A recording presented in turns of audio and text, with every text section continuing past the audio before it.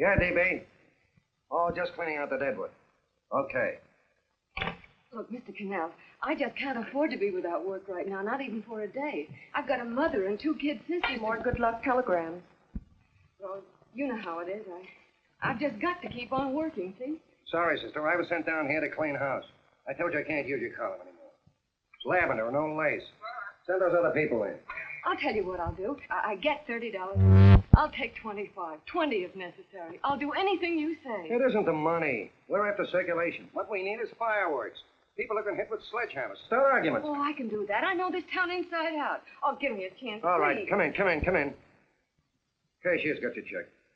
Who are these people? Gibbs, Frawley, Cunningham, Giles. Hey, you sister. Don't forget to get out your last column before you pick up your check.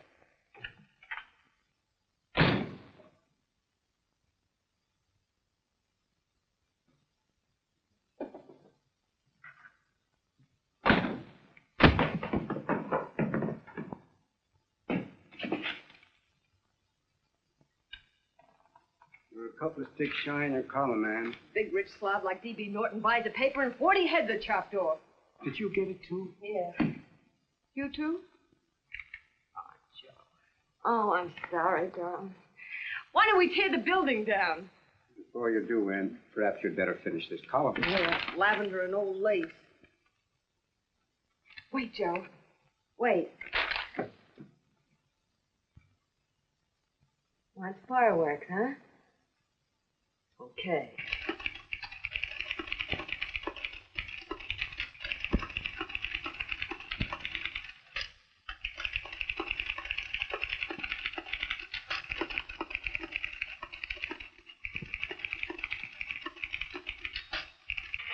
Here. Below is a letter which reached my desk this morning. It's a commentary on what we laughingly call a civilized world. Dear Miss Mitchell, 4 years ago, I was fired out of my job. Since then, I haven't been able to get another one. At first, I was sore at the state administration because it's on account of the slimy politics here we have all this unemployment. But in looking around, it seems the whole world's going to pot. So in protest, I'm going to commit suicide by jumping off the City Hall roof. Signed, a disgusted American citizen, John Doe. Editor's note, if you ask this column, the wrong people are jumping off the roofs. Hey, Ann, this is the old Pekaroo, isn't it? Never mind that, Joe. Go ahead. Sorry.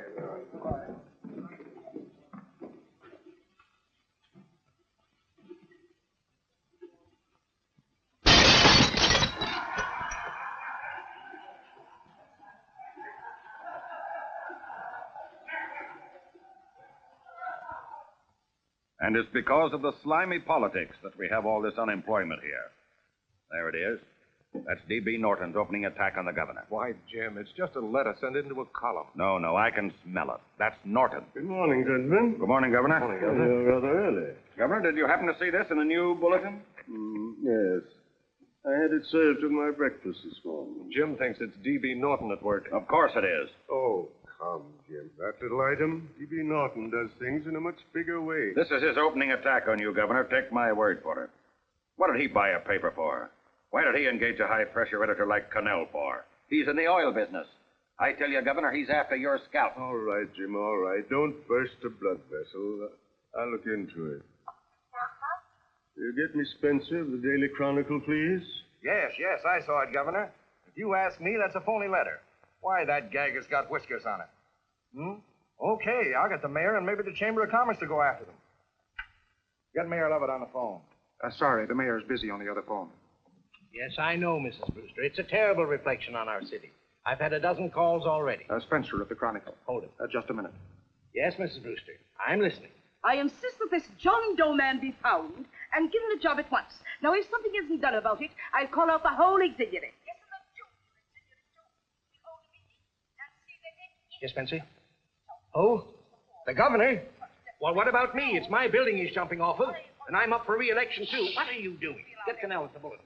Why, he's liable to go right past my window. Get me Cannell. What was that? What? Out the window. Something just flew by. I didn't see anything. Well, don't stand there, you idiot. Go and look. Open the window. Oh, why did he have to pick on my building? Is there a crowd in the street? No, sir. Then maybe he's caught on a ledge. Look again. I think it must have been a seagull. A seagull? What's a seagull doing around the city hall? That's a bad omen, isn't it? Oh, no, sir. The seagull is a lovely bird.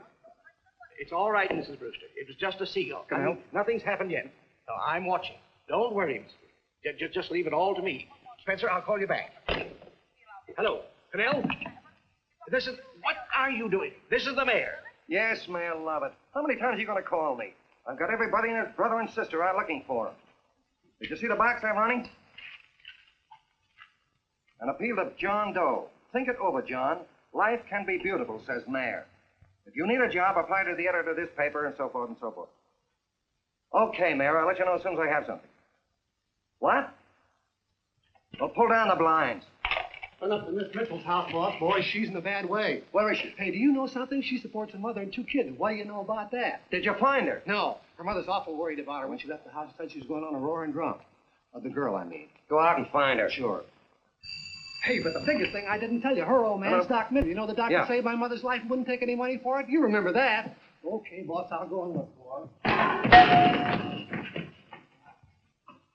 Holy smokes, Commissioner, you've had 24 hours.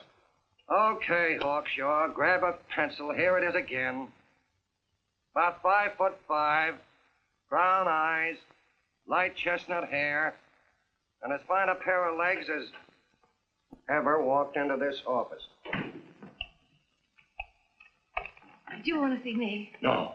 I've had the whole Army and Navy out searching for you because that's a game we play here every day. I remember distinctly being fired. That's right. But you have a piece of property that still belongs to this newspaper, and I'd like to have it. What's that? The letter. What letter? The letter from John Doe. Oh. The whole town's in an uproar. We've got to find him, and the letter's the only clue. There is no letter. We'll get a handwriting expert to... What? There is no letter.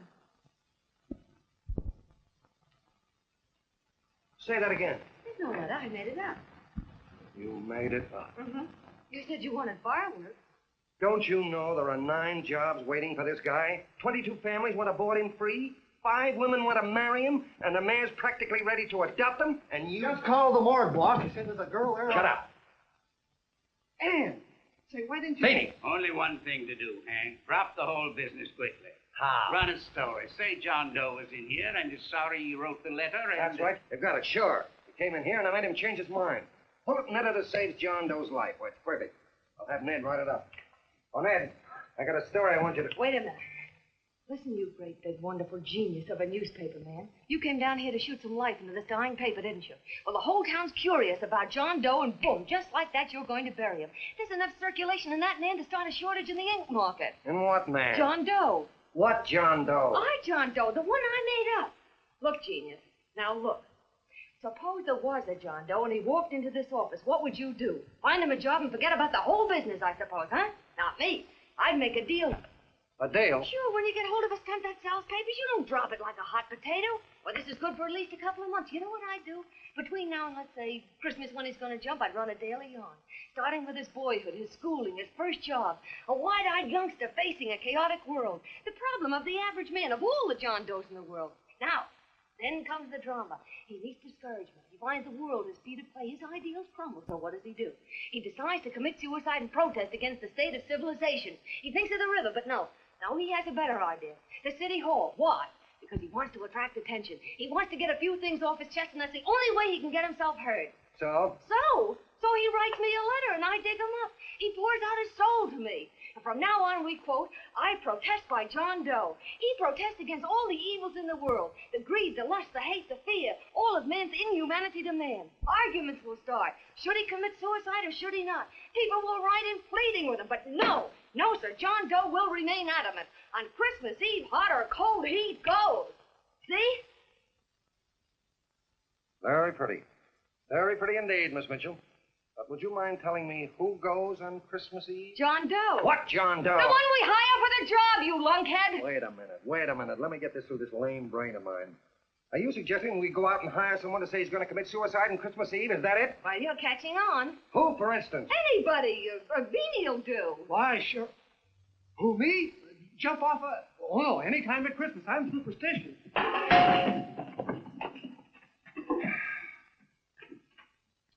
Miss Bishop, do me a favor. Will you go on out and get married and have a lot of babies? But Stay out of newspaper business. Better get that story in, Hank. It's getting late. You're supposed to be a smart guy. If it was raining $100 bills, you'd be out looking for a dime you lost someplace. Holy smokes, wasting my time listening to this mad woman. Look, Chief, look at the Chronicles running on John Doe. They say it's a fake. Why, the no good to... John Doe story, amateur journalism. It's probably phony. It's a wonder anyone is taking it serious. What do you think of those guys? That's fine. That's fine. Now fall right into their laps. Go ahead. Say John Doe walked in and called the whole thing off. You know what that's going to sound like on top of this. That's all, Ned. Thank you. All right.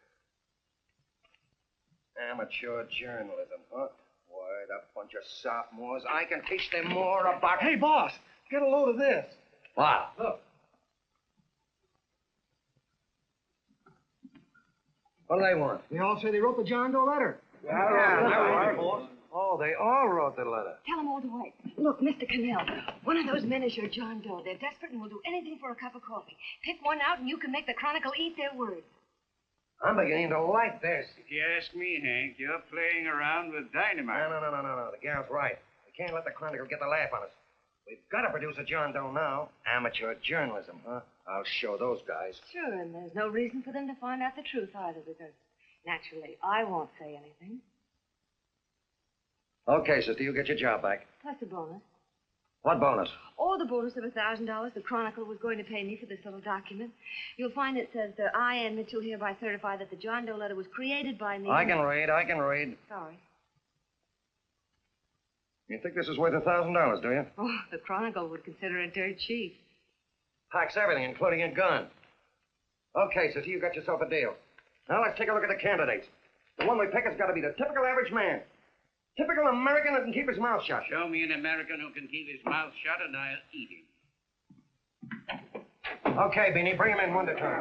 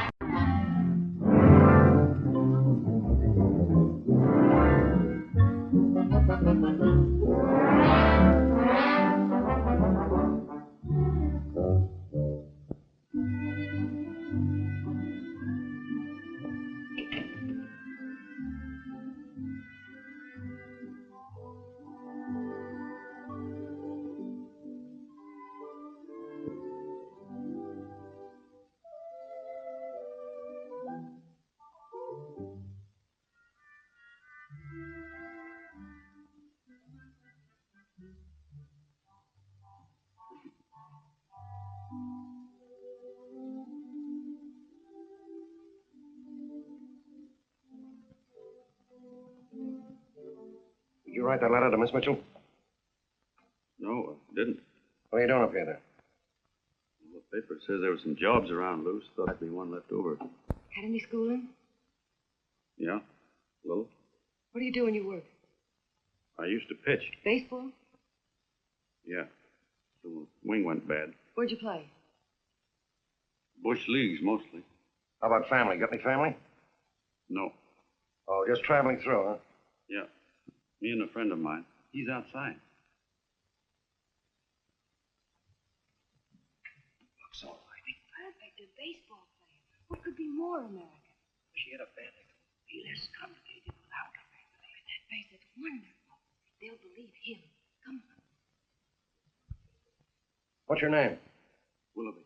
John Willoughby. Long John Willoughby, they called me in baseball. Would you like to make some money? Yeah. Maybe. Would you be willing to say you wrote that letter and stick by it?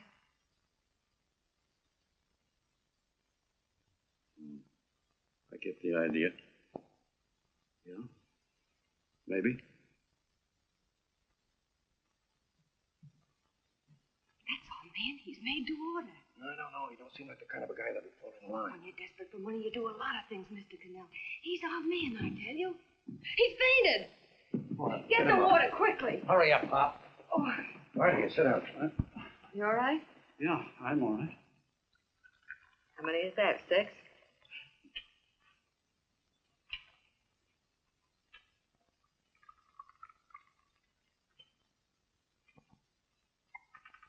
Pretty hungry, weren't you? Hey, all this John Doe business is batty, if you ask me. Well, nobody asked you. Trying to improve the world by jumping off buildings. You couldn't improve the world if the buildings jumped on you. Don't mind the colonel. He hates people. He likes you well enough to stick around. Well, that's because we both play doohickeys. I met him in a boxcar a couple of years ago. I was fooling around with my harmonica, and he comes over and joins in. I haven't been able to shake him since.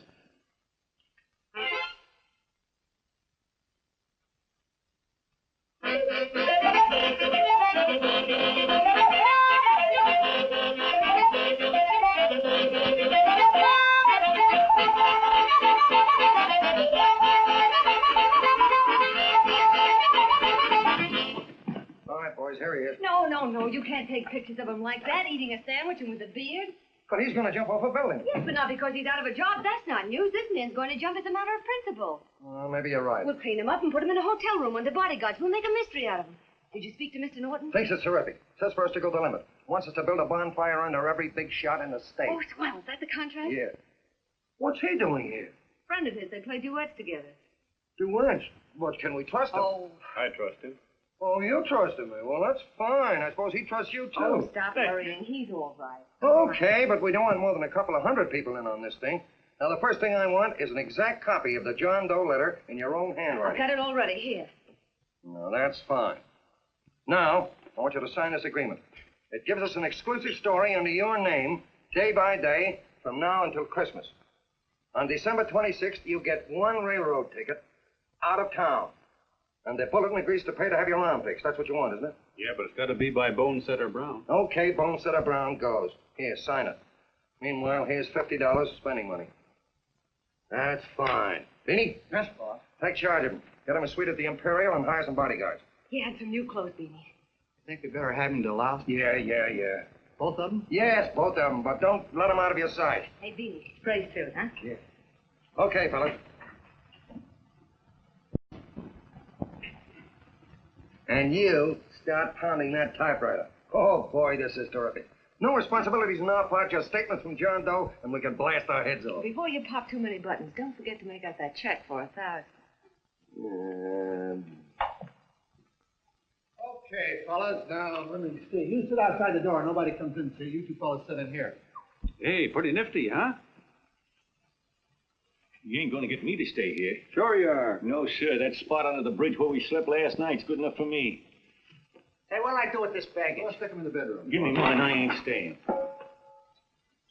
You know, we were headed for the Columbia River country before all this John Doe business came up. You remember that, don't you? Sure, I remember. Say, your ears popped coming up in the elevator. Mine did. All along, John. I tell you, it's no good. You're going to get used to a lot of stuff that's going to wreck you. Why, that $50 in your pocket's beginning to show up on you already. And don't pull that on me, neither. Stop worrying, Colonel. I'm going to get my arm fixed out of this. Hey, here's some cigars the boss sent us. Have one. Hey, Help cigar. sell. No.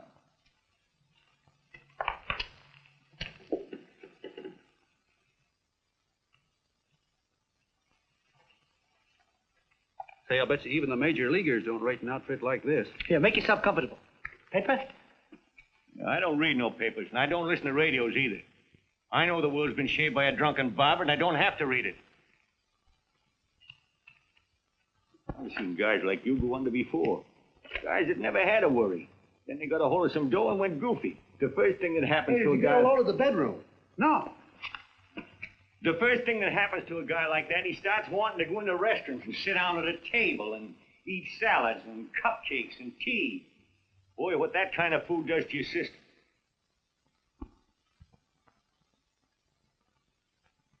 The next thing the dope wants is a room. Yes, sir, a room with steam heat and curtains and rugs. And before you know it, he's all softened up and he can't sleep unless he has a bed. Hey, stop worrying, Colonel. $50 ain't going to ruin me. I've seen plenty of fellas start out with $50 and wind up with a bank account. Hey, what's the matter with the bank account anyway? And let me tell you, Long John, when you become a guy with a bank account, they got you. Yes, sir, they got you. Who's got him? The helots. Who? Hey, here's the city hall tower I was supposed to jump off of. It's even higher than this.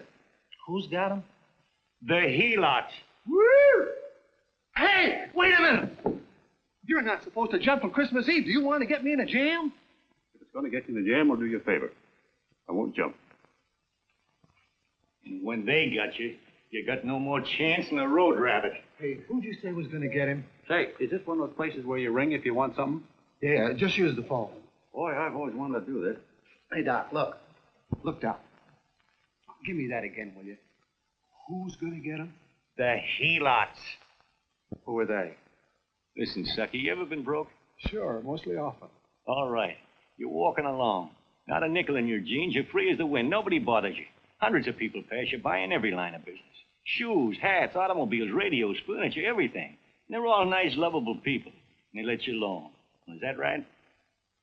Then you get a hold of some dough, and what happens? All those nice, sweet, lovable people become helots. A lot of heels. They begin creeping up on you, trying to sell you something. They get long claws, and they get a stranglehold on you. And you squirm, and you duck, and you holler, and you try to push them away, but you haven't got a chance. They got you. First thing you know, you own things. A car, for instance. Now your whole life is messed up with a lot more stuff.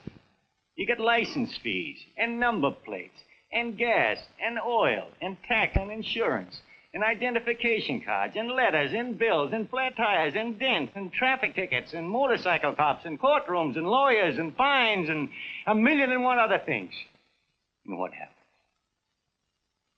You're not the free and happy guy you used to be.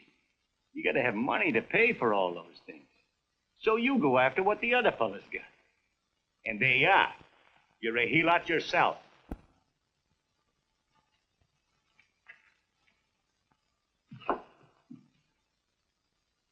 You win, Colonel. Here, take the 50.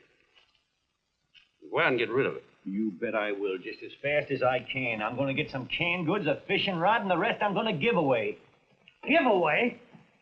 Hey, get me a pitcher's glove. I got to get some practice. Say, he's giving it away. I'm going to get me some of that. Hey, come back here, you helot. Or you send up 5 hamburgers with all the trimmings, 5 chocolate ice cream sodas, and 5 pieces of apple pie. No, apple with cheese. Yeah, thanks.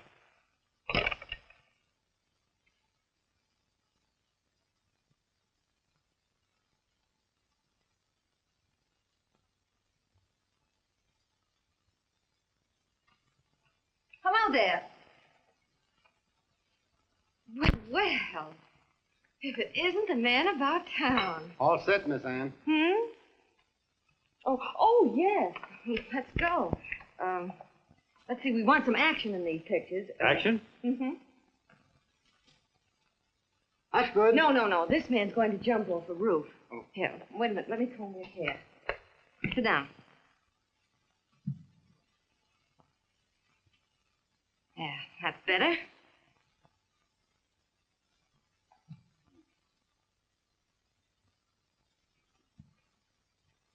You know, he's got a nice face, hasn't he? Yeah, he's pretty.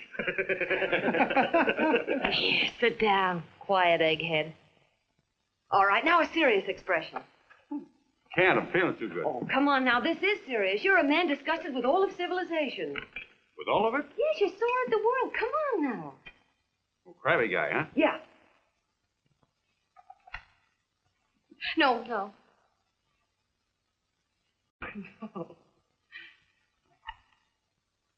No, look. You don't have to smell the world. Well, all those guys in the picture. Never mind those guys. All right, stand up. Now, let's see what you look like when you protest. Against what? Against anything. Just protest. You got me. Oh, look, I'm the umpire, and you just cut the heart of the plate with your fast one, and I called it a ball. What would you do? Oh, you did, huh? Yeah. Why can't you call him right, you boneheaded... Grab it, Eddie, grab it!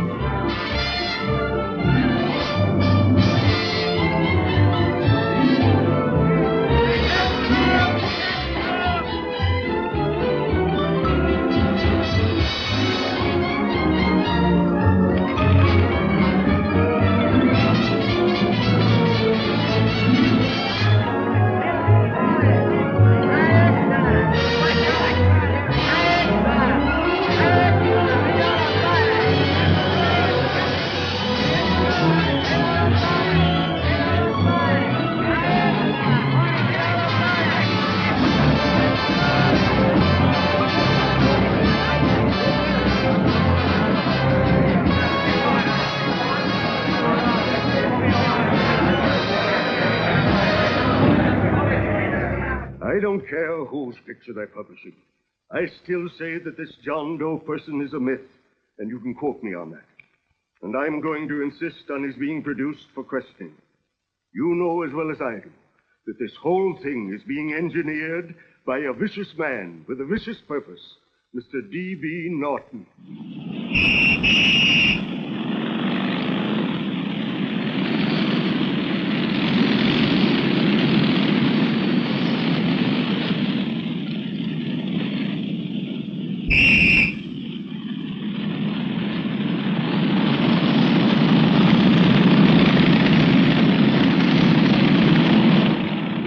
And Miss Mitchell are at the house, sir. Oh, they are? All right. Come on. Personally, I think it's just plain stupidity to drop it. Now, you should see a fan mail, thousands. Why, it's going over like a house afire. What are you afraid of, Canelo? It's doubled our circulation. Yeah, but it's got everybody sore. Ads are being pulled. The governor's starting a libel suit. What's more, they all know John Doe's a phony, and they insist on seeing Well, what him. about it? Let them see him. We'll go on one better. They can also hear him. You, Mr. Norton, why not put him on the hair? Watch out for this damn DB. She'll drive you batty. Oh, Look, what? we can't let him get to this Bush League pitcher and start pumping him. Good night. Now, tell him what that screwball might do. I walk in yesterday, here he is, standing on a table with a fishing pole, fly casting. Take my advice and get him out of town before this thing explodes in our faces. If you do, Mr. Norton, you're just as much of a dumb cluck as he is. Excuse me. No, you got yourself a meal ticket and you hate to Sure, let it's go. a meal ticket for me, I admit it, but it's also a windfall for somebody like Mr. Norton who's trying to crash national politics. That's what you bought the newspaper for, isn't it? You want to reach a lot of people, don't you? Well, put John Doe in the air and you can reach 130 million of them. He can say anything he wants and they'll listen to him. All right, we'll forget the governor and the mayor and all the small fry like that. This can arouse national interest. If he made a hit around here, he can do it every place else in the country. And you'll be pulling the strings, Mr. Norton. Go down to the office and arrange for some radio time. Well, DB, you're not going I to want it fall. as soon as possible. Okay. I just came in to get warm myself. Come on, let's go. Don't you go. I want to talk to you.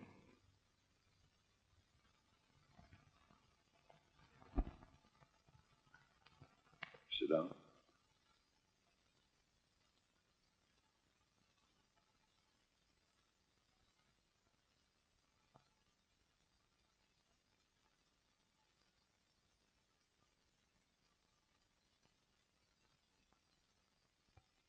Hey, this John Doe idea was yours, huh? Yes, sir.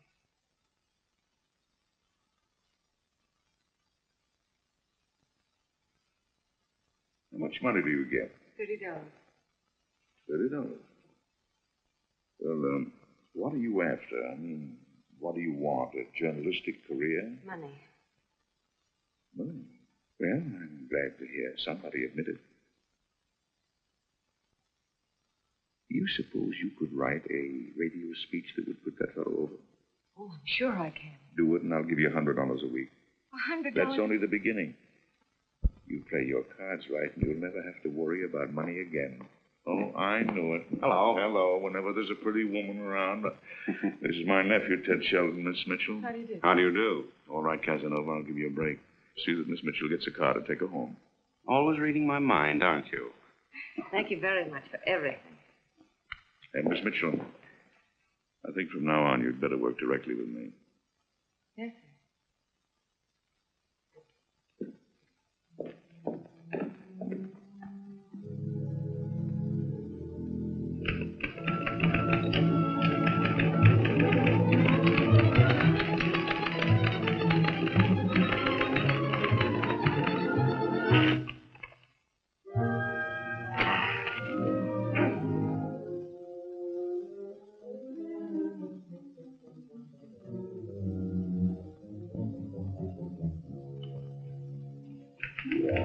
Hey!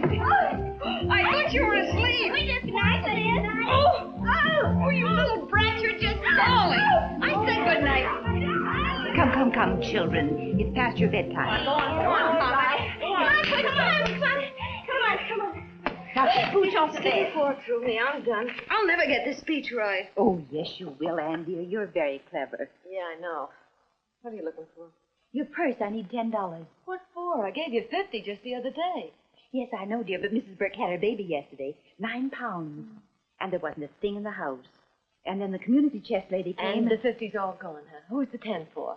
The Websters. The Websters. You remember those lovely people your father used to take care of. I thought I'd buy them some groceries. Oh, Anne, dear, it's a shame those You're poor... marvelous, Ma. You're just like Father used to be. Do you realize a couple of weeks ago we didn't have enough to eat ourselves? Well, yes, I know, dear, but these people are in such need. And we have plenty now. If you're thinking of that $1,000, forget it. It's practically all gone. We owed everybody in town. Now, you just got to stop giving all your money away. Oh, Anne, dear. Oh, I'm sorry, Ma. Oh, don't pay any attention to me. I guess I'm just upset about all this. Gee whiz, here I am with a great opportunity to get somewhere, to give us security for once in our lives, and I'm stuck. If I could put this over, your Mrs. Burke can have 6 babies. You mean the speech you're writing? Yeah, I don't know. I simply can't get it to gel. I created somebody who's going to give up his life for a principle. Hundreds of thousands of people are going to listen to him over the radio. And unless he says something that's sensational, it's just no good. Well, honey, of course, I don't know what kind of a speech you're trying to write, but judging from the samples I've read, I don't think anybody will listen. What? Darling, there's so many complaining political speeches. People are tired of hearing nothing but doom and despair on the radio. If you're going to have him say anything, why don't you let him say something simple and real, something with hope in it? If your father were alive, he'd know what to say. Father certainly did. Wait a minute.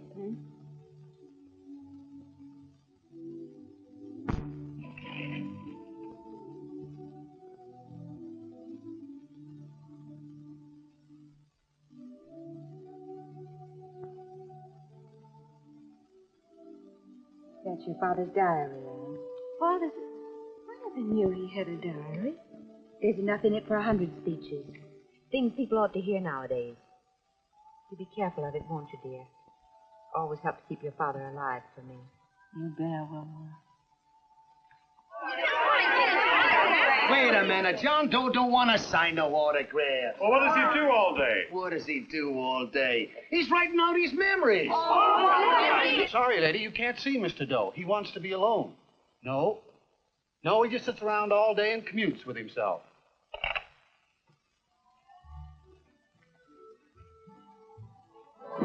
Oh!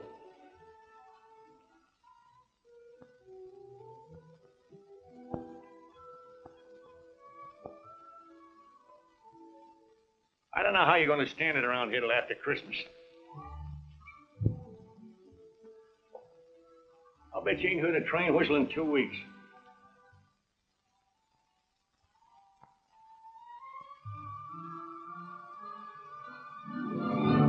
Steam, right!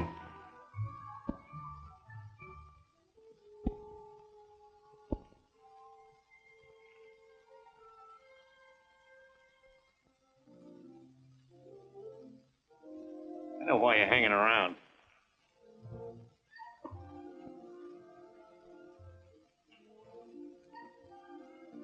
You're stuck on the girl. That's all a guy needs is to get hooked up with a woman.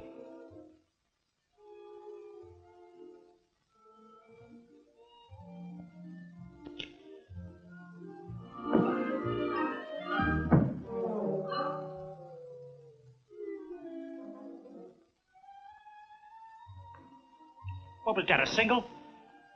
First baseman dropped the ball. Butterfingers. Tough luck, pal.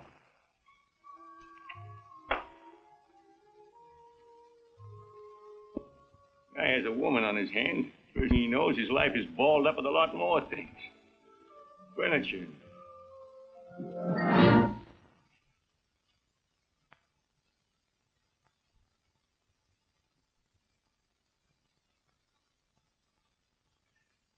Did you get him?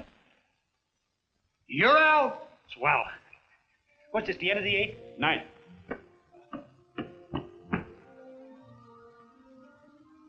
Hey, Beanie, there's a couple of mugs from the Chronicle snooping around out here. Ah.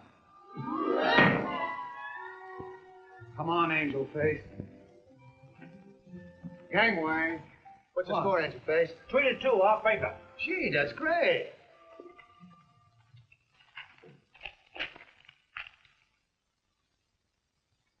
Hey, you got swell form there. Must have been a pretty good pitcher. Pretty good. Yeah, I was just about ready for the major leagues when I chipped a bone in my elbow. I got it pitching a 19-inning game. 19? Yeah. There was a major league scout there watching me, too. And he came down after a game with a contract. You know what? I couldn't lift my arm to sign it. I'll be okay, though, as soon as I get it fixed up. It's too bad. What do you mean, too bad? Huh? Oh, that you'll never be able to play again.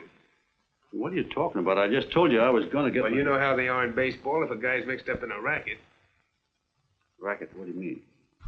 Well, I was just thinking about this John Doe business. Why, as soon as it comes out it's all a fake, you'll be washed up in baseball, won't you? Yeah. Oh, go on. I never thought about that.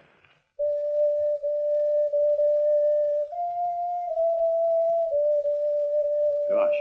And another thing, what about all the kids in the country? The kids that idolize ball players. What are they going to think about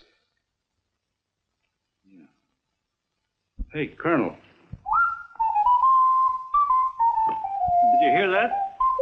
I got to figure some way out of this thing. The elevators are still running. I know one way you can do it. How? Well, when you get up there on the radio, all you have to do is to say the whole thing's a frame-up. Make you a hero sure as you're born. Yeah, but how am I going to get my arm fixed? Well, that's a cinch. I know somebody that'll give you $5,000 just to get up on the radio and tell the... $5,000? Yeah, $5,000, and he gets it right away. You don't have to wait till Christmas.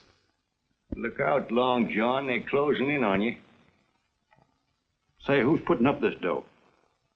Fellow runs the Chronicle. Here's the speech you make, and it's all written out for you. $5,000. On the level.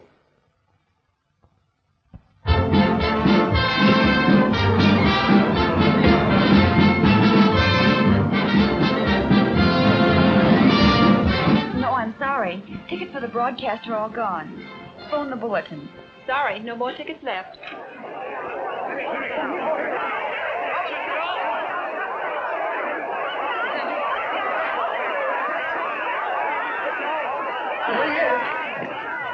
Hello, John. All set for the big night? Swell. Turn around. One moment. Now stand Oh, still. hold it. Hold Right it. there. Big smile. Okay, Jeannie, that's all. Take him out. Hold on. Now, look, John, here's the speech. It's in caps and double spaced. You won't have any trouble reading it. Not nervous, are you? No. Of course not. He wouldn't be. Who? John Doe, the one in there. Hey, don't let your knees rattle. It picks up on the mic. Oh, Beanie. You needn't be nervous, John. All you have to remember is to be sincere. Pick up that phone, Miss Mitchell. It's for you. Okay. Hello? Yes, Mother. Oh, thank you, darling. Oh, there he is, the poor dear man. Oh, good luck to you, Mr. Doe. We want you to know that we're all for you. The girls all decide right now. that you're not to jump off any roof. Even if we have to stop it. You got the speech I gave you? Yeah. Now, look. I'll give this money to the colonel just as soon as you get started. We'll have a car waiting at the side entrance for you. Okay. How'd you get in here? Huh? Oh, I just came in to wish him luck. Come on, out. Mother says good luck, too. John, when you read that speech, please believe every word of it. He turned out to be a wonderful person, John. Who? John Doe, the one in the speech. Oh. You know something? I've actually fallen in love with him. All right, there he is, sister. Now, come on, plenty of bone. What's the idea? No, that's too much. That's not so much. Come on. That's it. Oh, this is no time for cheap publicity, Mr. Cannell. Listen, if that guy lays an egg, I want to get something out of it.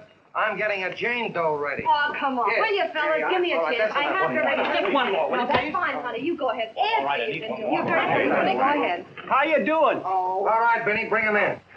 Holy smoke, a half a he-lot. There you are, boss, just like you ordered. Symbols of little people. Okay, get him up. All right, young fella. This is ridiculous, Mr. Cannell. Come on, give me a chance. It is on the air. Yeah, come on, shut up. Oh, fellas, I told you to have one. Which you want to have? No, come on, answer. You can have a... Come on, that's right. Answer what you can get all the pictures you want. Thank you very much. Come on. Well, yeah, that's right. Come on, Snooks, you better bail out. Okay, goodbye, Mr. Doe. Beanie. All right. Better get ready. 1 minute to go. Wow, 1 minute to go. The score is nothing to nothing. Now, please, John, you won't let me down, will you? Will you? Of course you won't. If you'll just think of yourself as the real John Doe. Listen, everything in that speech are things a certain man believed in. He was my father, John. When he talked, people listened. And they listened to you, too. Funny.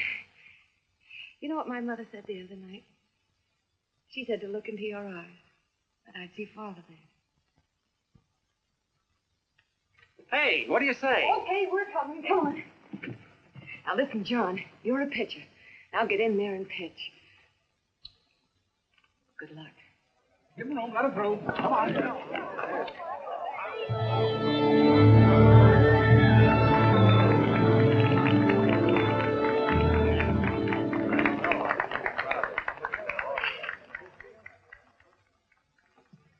Hey, let's get out of here. There's the door right there. Hey, what are you doing here? That's what I'd like to know. Come on, now, pal. Hey, he's a friend of mine. Never mind, let him alone. He's all right.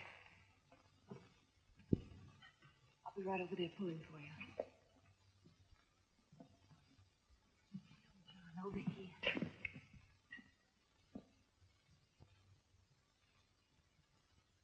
Stand by.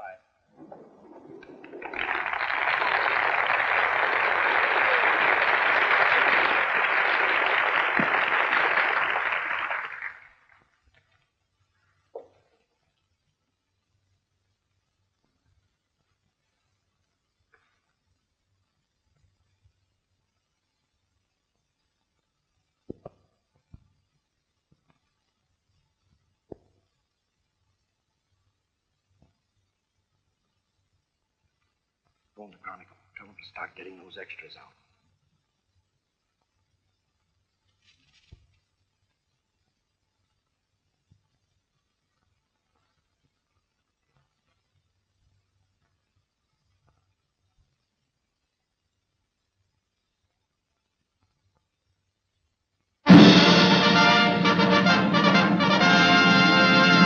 And good evening, ladies and gentlemen. This is Kenneth Fry speaking for the New Bulletin.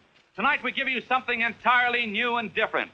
Standing beside me is the young man who has declared publicly that on Christmas Eve he intends to commit suicide, giving as his reason, quote, "I protest against the state of civilization," end quote.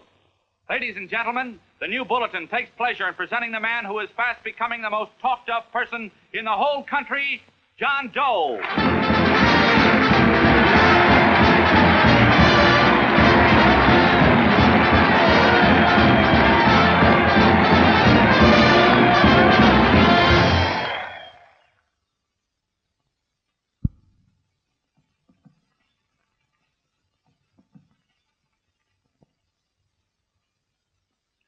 Ladies and gentlemen,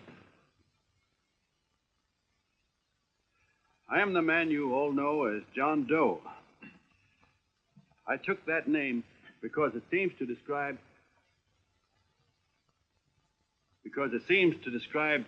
the average man. And that's me. And that's me. Well, it was me before I said I was going to jump off the city hall roof at midnight on Christmas Eve. Now I guess I'm not average anymore. Now I'm getting all sorts of attention. From big shots, too. We've been double-crossed. The mayor and the governor, for instance. They don't like those articles I've been writing. You're an imposter, young fellow. That's a pack of lies you're telling. Who wrote that speech for you? Benny, get that guy. Hey, Ken. The bullet. Hey, play radio guy. That's what I want to know. The publicity stuff to the bullet. That's what it is. Spencer. Ladies and gentlemen, the disturbance you just heard was caused by someone in the audience who tried to heckle Mr. Doe. The speech will continue.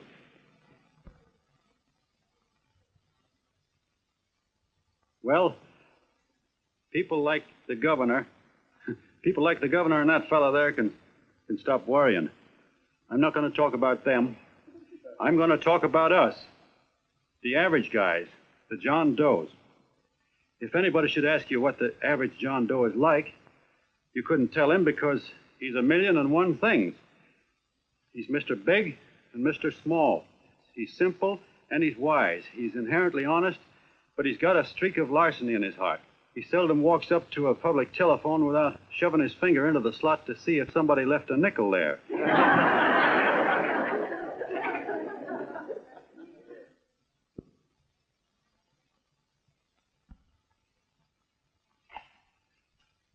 He's the man the ads are written for. He's the feller everybody sells things to. He's Joe Dokes, the world's greatest stooge and the world's greatest strength.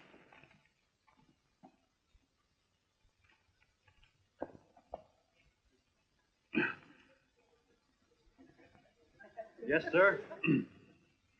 Yes, sir, we're a great family, the John Does.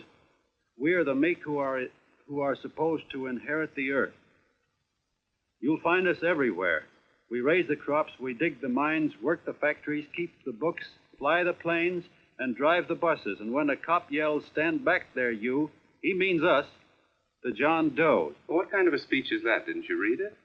We've existed since time began. We built the pyramids. We saw Christ crucified, pulled the oars for Roman emperors, sailed the boats for Columbus, retreated from Moscow with Napoleon, and froze with Washington at Valley Forge. Yes, sir. We've been in there dodging left hooks since before history began to walk. In our struggle for freedom, we've hit the canvas many a time, but we always bounce back because we're the people, and we're tough.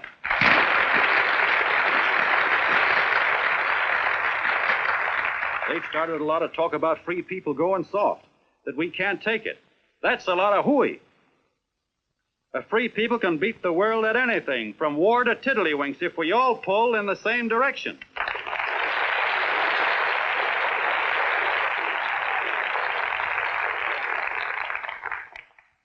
I know a lot of you who are saying, "What can I do? I'm just a little punk. I don't count." Well, you're dead wrong. The little punks have always counted, because in the long run, the character of a country is the sum total of the character of its little punks.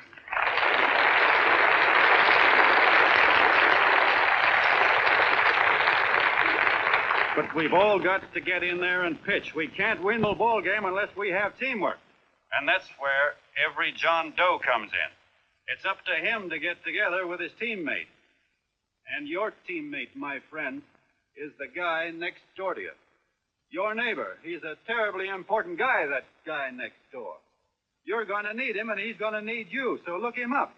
If he's sick, call on him. If he's hungry, feed him. If he's out of a job, find him one. To most of you, your neighbor is a stranger, a guy with a barking dog and a high fence around him. Now, you can't be a stranger to any guy that's on your own team. So tear down the fence that separates you. Tear down the fence, and you'll tear down a lot of hates and prejudices. Tear down all the fences in the country, and you'll really have teamwork.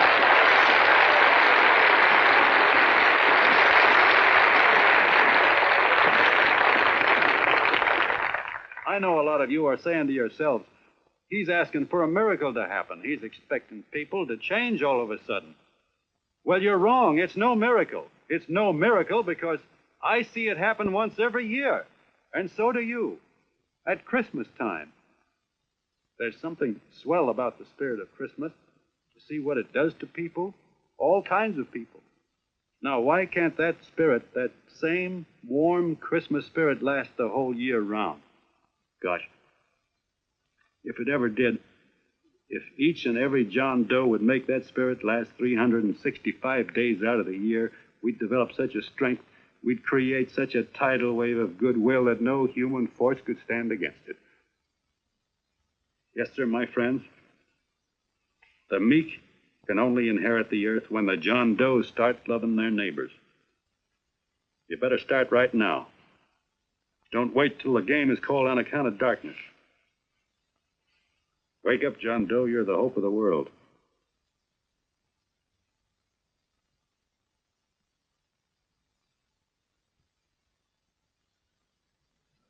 John, you were wonderful.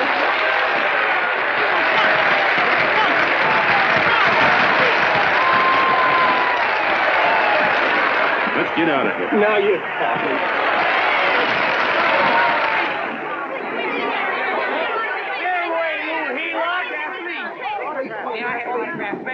Hey!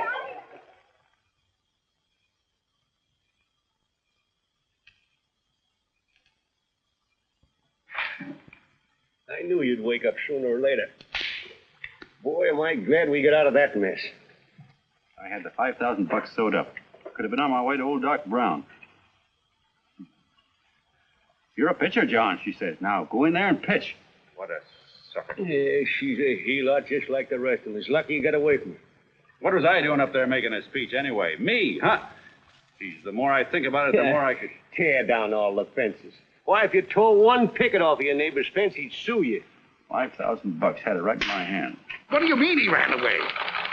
We'll go after him, find him. That man is terrific.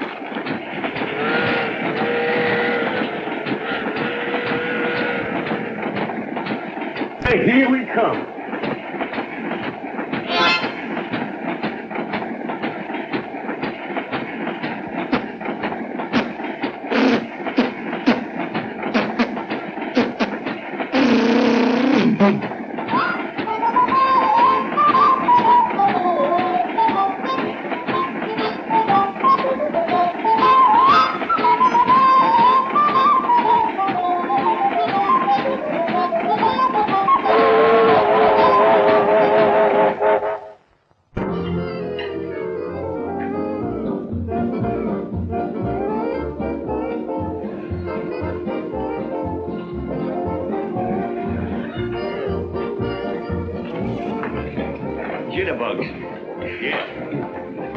How much money we got left?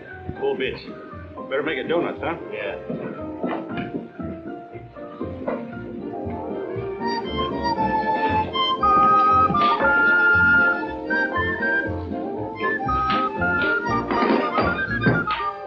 What'll it be, Jed? Have you got a couple of steaks about that big and about that thick? Yeah, with hash brown potatoes and tomatoes and apple pie and ice cream and coffee. And donuts, I know. Hey, Ma! Seekers! A pair. Think of the pair coming up. Glad he took the tea out of that.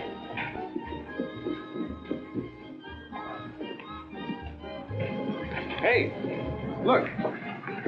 Join the John Doe Club. John Doe Club?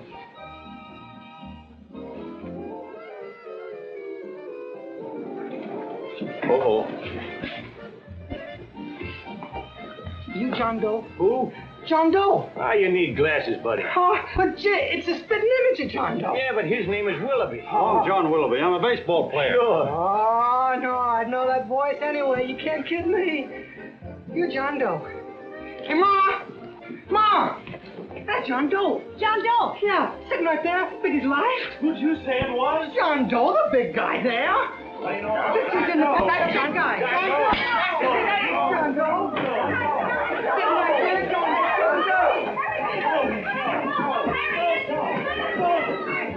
Hey, operator. Dan Beaner. Look, call everybody in town. John Doe was just in my place. Yeah, he ordered donuts.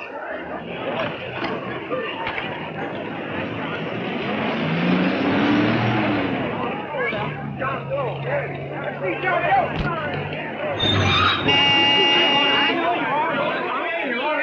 John Doe. We're all neighbors. And my office is packed like a sardine box. What does John Doe look like, Mr. Mayor? Oh, he's one of those great big outdoor type men. No, you can't see him. You didn't vote for me the last time. Shame on you. What are you doing there? Get off my front porch anyhow. Mr. Norton come yet?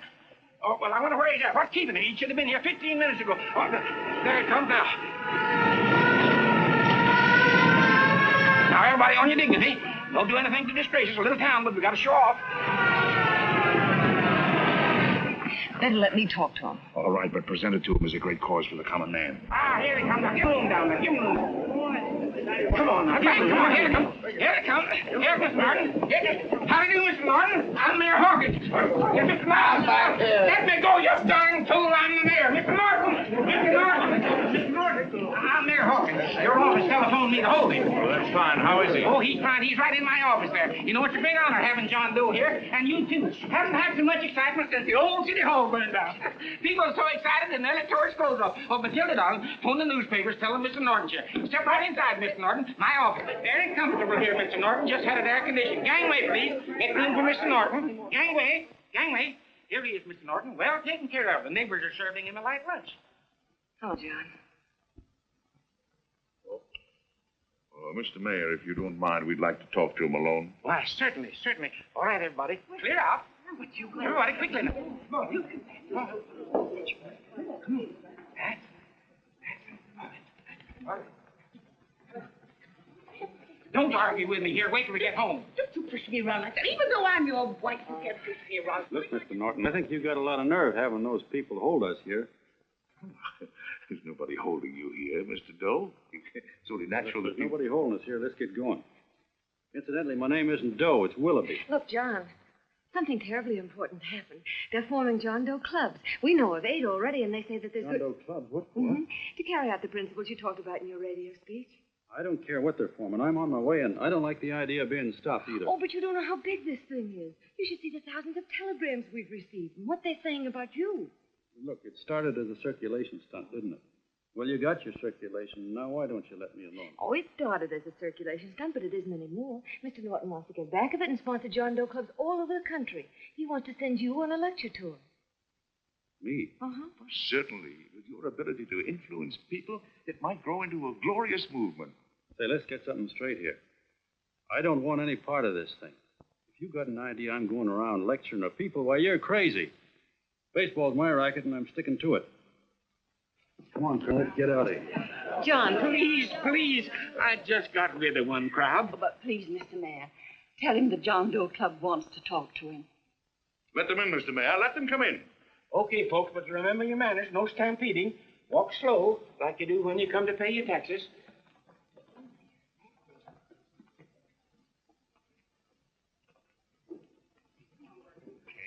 All right, give me a chance. Come right in. My name's Bert Hanson, Mr. Doe. I'm the head soda jerker at Schwabacker's drugstore. Well, sir, you see, me and my wife, we heard your broadcast, and we got quite a bang out of it, especially my wife. Kept me up half the night saying, that man's right, honey. The trouble with the world is nobody gives a hoot about his neighbor. That's why everybody in town's sore and cranky at each other. I kept saying, it's fine, but how's a guy going to go around loving the kind of neighbors we got? Old Sourpuss, for instance. You see, Sourpuss Smithers lives all alone next door to us. He's a cranky old man and runs a second-hand furniture store. We haven't spoken to him for years. I always figured he was an ornery old gent that hated the world because he was always slamming his garage door and playing the radio so loud he kept half the neighbors up. Well, anyway, the next morning, I'm out watering the lawn, and I look over, and there's Sourpuss on the other side of the hedge straightening out a dent in his fender. And my wife yells to me out the window. She says, go on, speak to him, Bert. And I figured, well, heck, I can't lose anything, so I yelled over to him, good morning, Mr. Smithers. He went right on pounding his fender. Was I burned?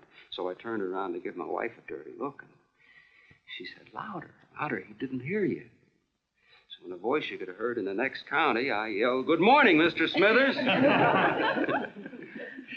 Well, sir, you could have knocked me over with a feather. Old Sourpuss turned around, surprised-like, and he put on a big smile, came over and took my hand like an old lodge brother, and he said, good morning, Hanson. I've been wanting to talk to you for years, only I thought you didn't like me.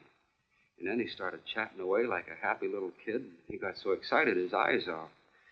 Well, Mr. Doe, before we got through, I found out Smithers is a swell egg, only he's pretty deaf, and that accounts for all the noises. And he says it's a shame how little we know about our neighbors. And then he got an idea. And he said, how's about inviting everybody someplace where we can all get together and know each other a little better?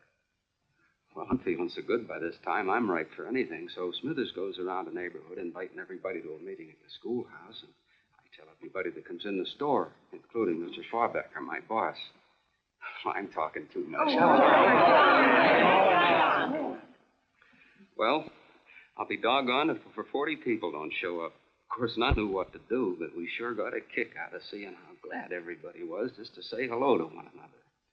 Tell him about making Sourpuss chairman. Oh, yeah, we made Sourpuss chairman and decided to call ourselves the John Doe Club. And say, incidentally, this is my wife. Come here, honey. This is my wife, Mr. Doe. How do you do, Mr. Doe? Sourpuss is here, too. Oh, is he? This is Sourpuss, or excuse me, Mr. Smithers, Mr. Doe. That's all right. If you didn't call me Sourpuss, it wouldn't feel natural. Well, anyway, I guess nearly everybody in the neighborhood came except the Delaney's. And the Delaney's live in a big house with an iron fence around it, and they always keep their blinds drawn.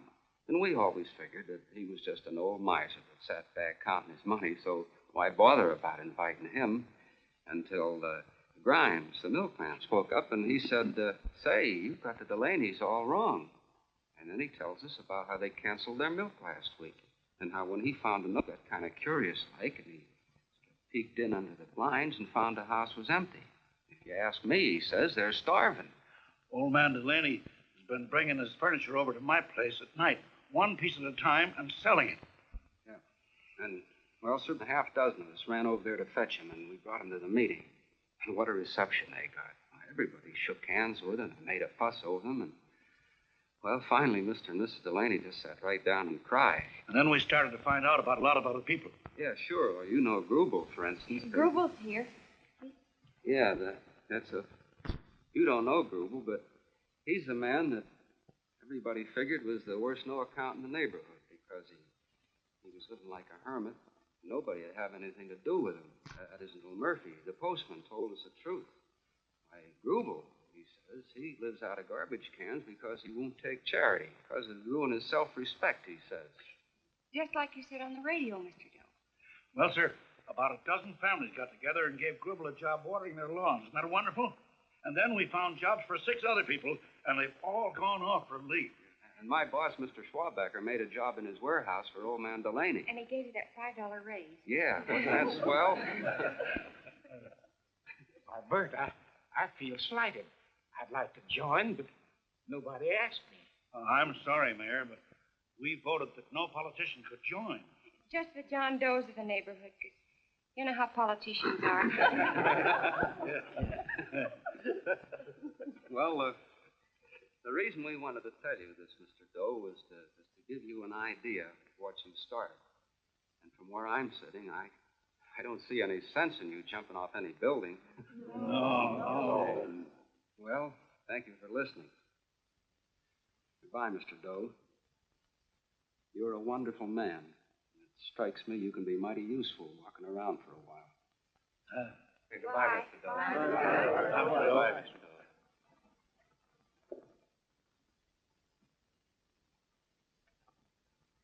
I'm Mrs. Delaney, Mr. Doe. And God bless you, my boy.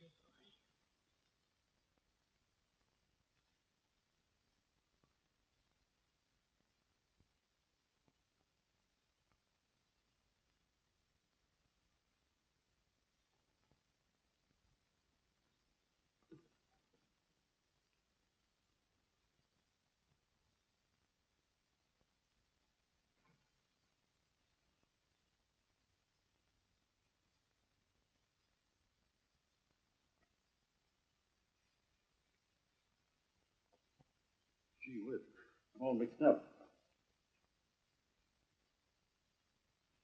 I don't get it. Look, all those swell people think I'm going to jump off a building or something. I never had any such idea.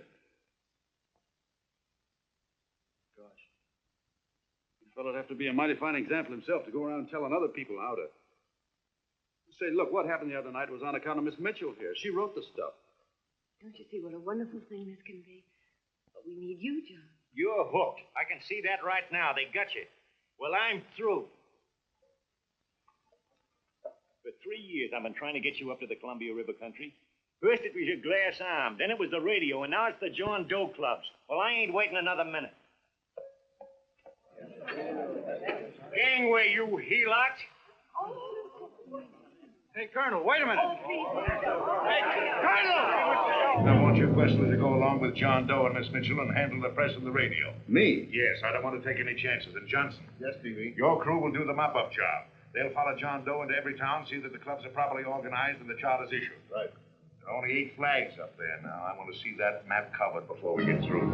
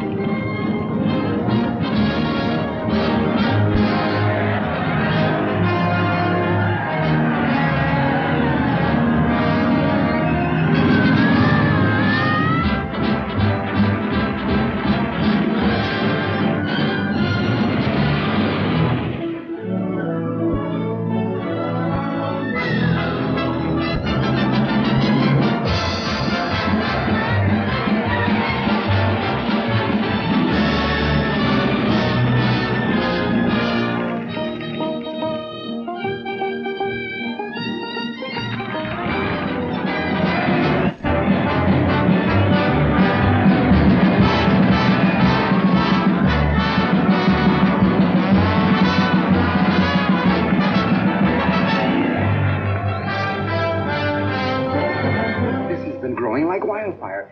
If they made demands, I'd understand it. But the John Does ask for nothing. People are going off relief. If this keeps up, I'll be out of a job. As soon as it gets strong enough, we'll find out what John Doe wants. 30 every Thursday. 60 at 60. Who knows what? I'm sorry, boss. They just won't let anybody talk politics with them. It's We've got to get to them. They represent millions of voters.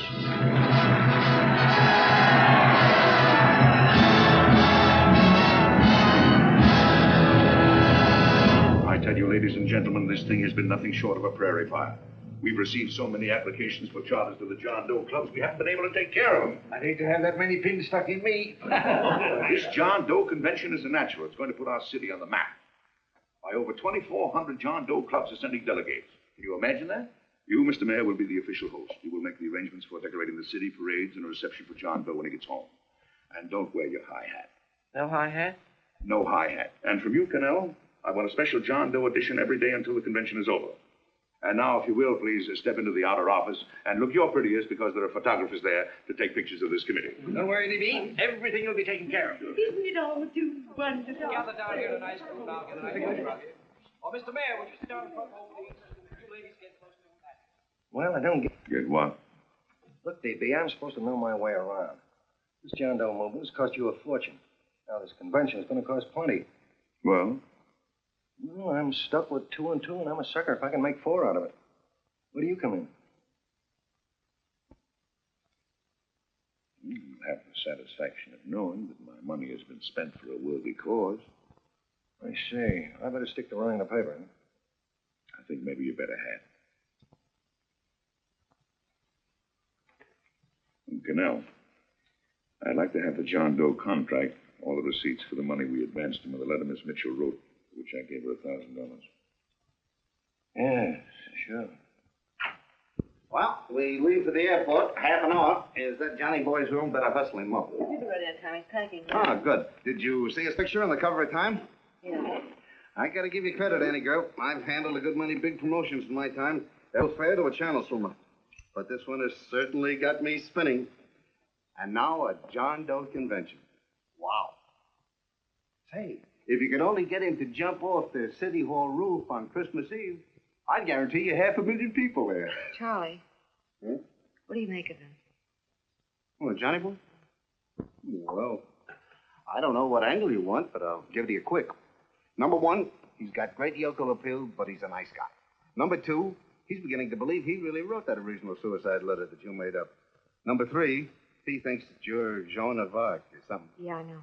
Number 4, well, you know what number 4 is. He's nuts a bunch. Yeah, it's running out of his ears. You left out number 5. We're all heels, me especially. Holy smoke. Come in.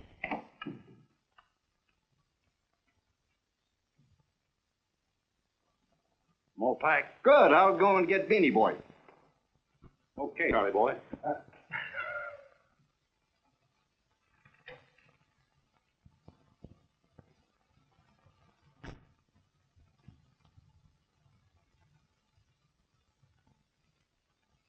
You care if I sit down out here? No.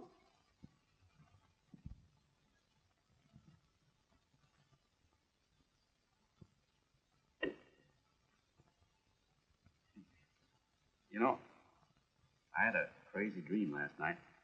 It was about you. About me? Sure was crazy. I dreamt I was your father.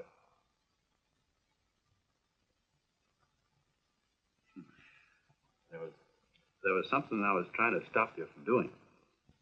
So I got up out of... And I walked right through the wall here, right straight into your room. You know how dreams are. And there you were in bed. But you were a little girl, you know, about 10. And very pretty, too. So I shook you. And the moment you opened your eyes, you hopped out of bed and started running like your nightgown. You ran right out the window there, and you ran out over the tops of buildings and roofs and everything for miles. And I was chasing you. And all the time you were running, you kept growing bigger and bigger and bigger, and pretty soon you were as big as you are now, you know, grown up. And all the time I kept asking myself, what am I chasing her for? And I didn't know. Isn't that a hot one? Well, anyway, you ran into some place, and then I ran in after you, and when I got there, there you were, getting married. And the nightgown had changed into a beautiful wedding gown. You sure look pretty, too. And then I knew what it was I was trying to stop you from doing. Dreams are sure crazy, aren't they? Well, would you like to know who it was you were marrying? Oh, a tall, handsome Ubangi, I suppose. No, not that bad. It was that fellow that sends you flowers every day. Yeah, what's his name? Mr. Norton's nephew? At Sheldon. Yeah, that's the one. But here's the funniest part of it all. I was the fellow up there doing the marrying, you know, the justice of peace or something. You? I thought you were chasing me. Well, yes, I was, but I was your father then, see? But the real me, John Doe, or that is, Long John Willoughby, I was the fellow up there with the book. You know what I mean? I guess so. Then what happened? Well, I took you across my knee and I started spanking you. That is, I didn't do it. I mean, I did do it, but it wasn't me, you see. I was your father then. Well, I held you across my knee and I said, Annie, I won't allow you to marry a man that's just rich or that has his secretary send you flowers. The man you marry has got to swim rivers for you. He's got to climb high mountains for you. He's got to slay dragons for you. He's got to perform wonderful deeds for you. Yes, sir. And all the time, the guy up there, you know, with the book, me, just stood there nodding his head. He said, go to it, Pop. Whack her one from me, because that's just the way I feel about it, too. So he said, come on down here and whack her yourself. So I came down, and I whacked you a good one, see? And he whacked you. And I whacked you another one. We both started whacking you like... Well, if you're through whacking her, come on, let's get going. Okay, fellas, right in here. You go out the side entrance. There's a bunch of autograph seekers out front. We'll be down with the bags in a minute. Come on, don't make a government project out of this. Hi, Benny. When's our plane take off again? Couple of minutes. How many people do you think we've talked to already outside the radio? I mean, Oh, I don't know. About 300,000. 300,000. What makes them do it, Ann? What makes them come and listen and get up their John Doe clubs the way they do? I've been trying to figure it out. Look, John, what we're handing them are platitudes. Things they've heard a million times. Love thy neighbor, clouds have silver linings, turn the other cheek. It's just a... Yeah, I heard them a million times, too, but there you are. Maybe they're like me, just beginning to get an idea of what those things mean. I never thought much about people before. They were always just somebody to fill up the bleachers. The only time I worried about them is when they didn't come in to see me pitch. You know, lately I've been watching them when I talk to them. I could see something in their faces. I could feel that they were hungry for something. You know what I mean?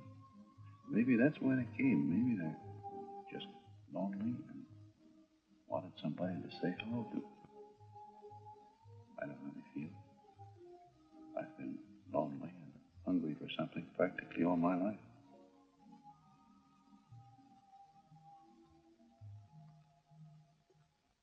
All aboard, folks. Yeah, that's true. Oh, somebody else sitting here? No, that's your seat. And this is your coat. Mine? A little token of appreciation. Oh, it's beautiful, D.B. Well, I don't quite know what to say. Well, don't say anything at all. Just sit down. Oh, Go ahead, open it. oh. Oh, it's lovely. And a new contract goes with it.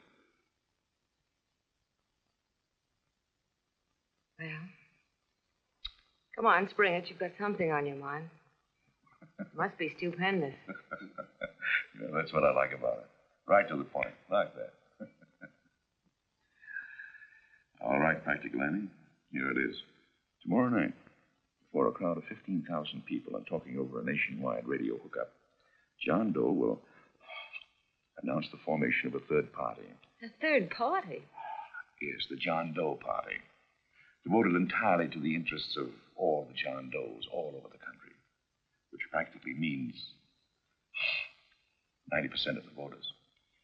He will also announce the third party's candidate for the presidency. A man whom he personally recommends, a great humanitarian, the best friend the John Does have. Mr. D.B. Norton. Yes.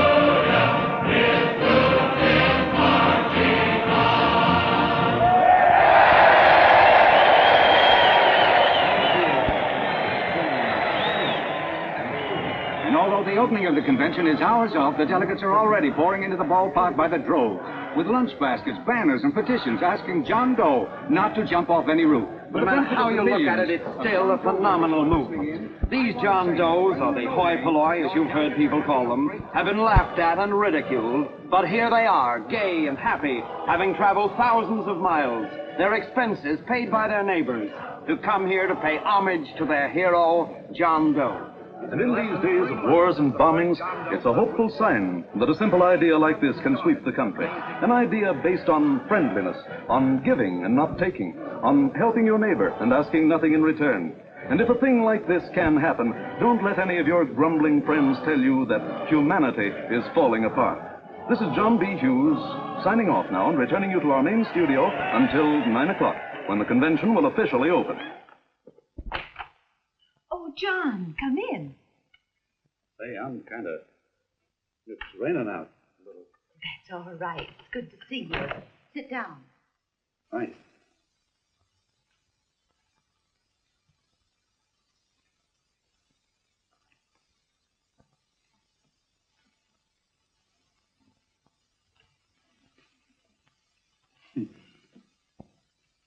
It's for Anne.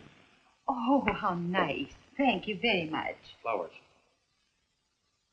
I'm terribly sorry she isn't here. She isn't? No, she just left. I'm surprised you didn't run into her. She went over to Mr. Norton's house. Oh.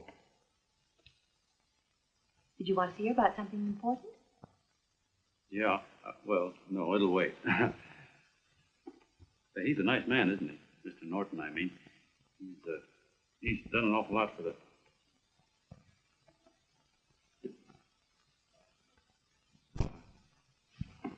Say, my coat's pretty wet, and I'm afraid I might have wet the couch a little.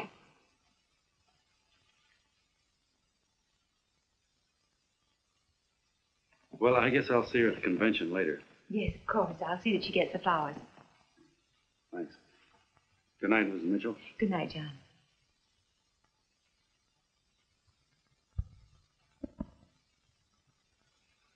Say, Miss Mitchell,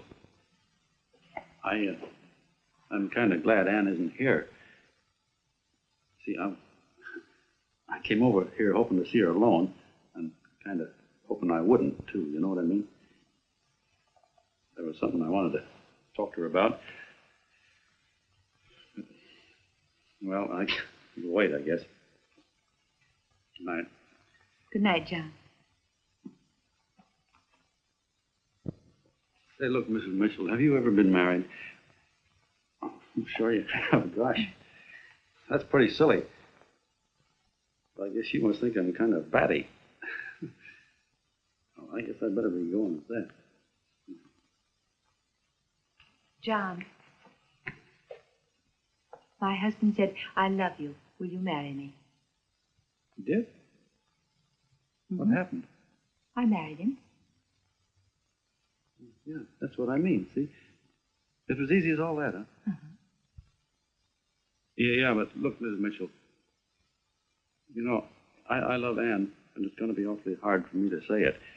Because, well, you know, she's so wonderful. And, well, the best I ever was a Bush League pitcher. And, you know, I think she's in love with another man. The one she made up. You know, the real John Doe. Well, that's pretty tough competition. I bet you he'd know how to say it all right. On me, I get up to it and around it and in back of it, but I never get right to it. You know what I mean? So the only chance I've got is, well, if somebody could kind of give her a warning, sort of prepare her for the shock. You mean you'd like me to do it? Hmm? Well, I was thinking, yeah, you know, sort of break the ice. Of course I will, John.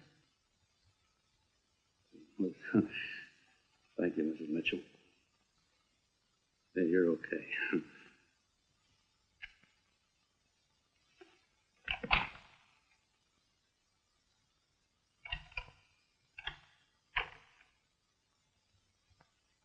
This John Doe meeting is going to be one of the biggest things that ever happened. Why, they're coming from all over. Trains, boxcars, wagons. Look out! Hello, bodyguard. Hey, had your dinner yet? Well, Chip? Oh, that's all right. Well, look, no, go ahead and have your dinner. Wait a minute, John.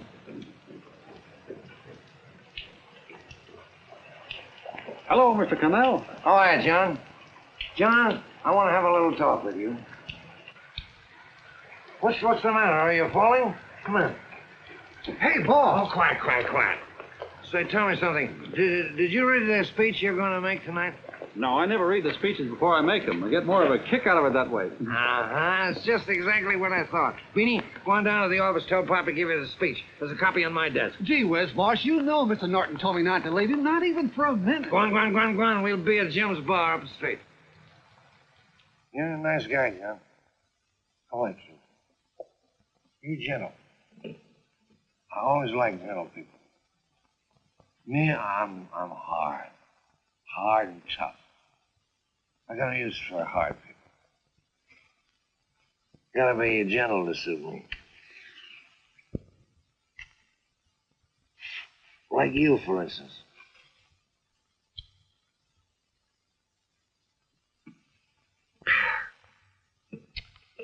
Yep, I'm hard.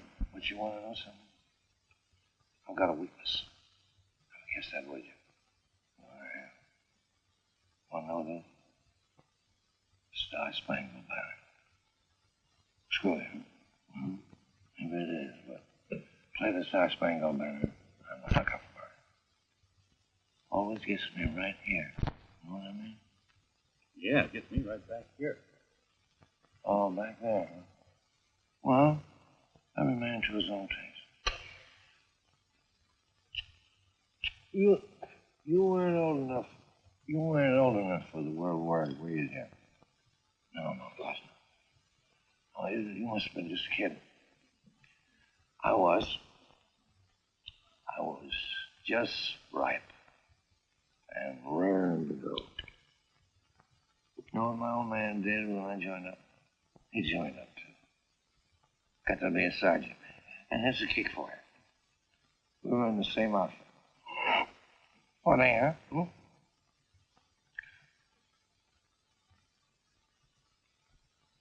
He was killed.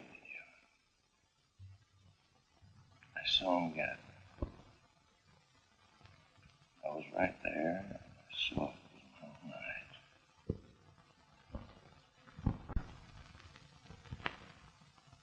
Me, I came out without a scratch. That is, excepting my ulcers.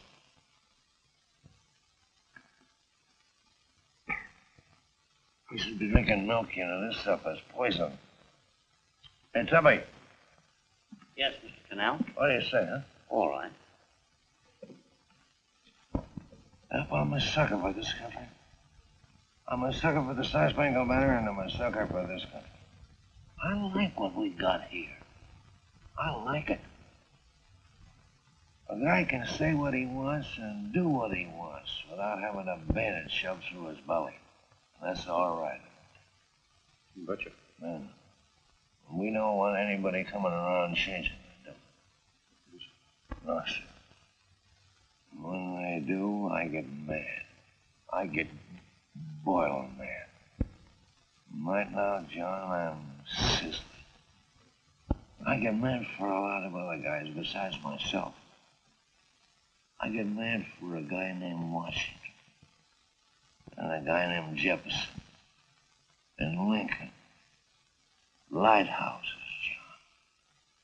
John. Lighthouses in a foggy world. You know what I mean? Listen, pal. This fifth column stuff is pretty rotten, isn't it? Yeah, it certainly is. And you'd feel like an awful sucker if you found yourself marching right in the middle of it, wouldn't you? You. Of course, you would have known because you're gentle. Well, that's what you're doing. You're mixed up with a skunk. A no-good, dangerous skunk. Hey, you're not talking about Mr. Norton, are you? I'm not talking about his grandfather's pet poodle. You must be wrong, Mr. Cannell. He's been marvelous about the John Doe clubs. Yeah? Say, you're sold on this John Doe idea, aren't you? Sure. No, sure. I don't blame you. So am I. It's a beautiful America. America can only happen right here in the good old USA. And I think it's terrific. What do you think of that? Me, hard-boiled Cannell, and I think it's plenty terrific. All right. Now, supposing a certain unmentionable worm whose initials are DB was trying to use that to shove his way into the White House so he could put the screws in, so he could turn out the lights in those lighthouses. What would you say about that? I wouldn't go into that, Mr. Cannell. We can't use the John Doe clubs for politics. That's the main idea. Is that so? Then what's a big political boss like Hammer doing in town? And a labor leader like Bennett? A lot of other big shots are up at DB's house right now. Wolves, John. Wolves. Waiting to cut up the John Does.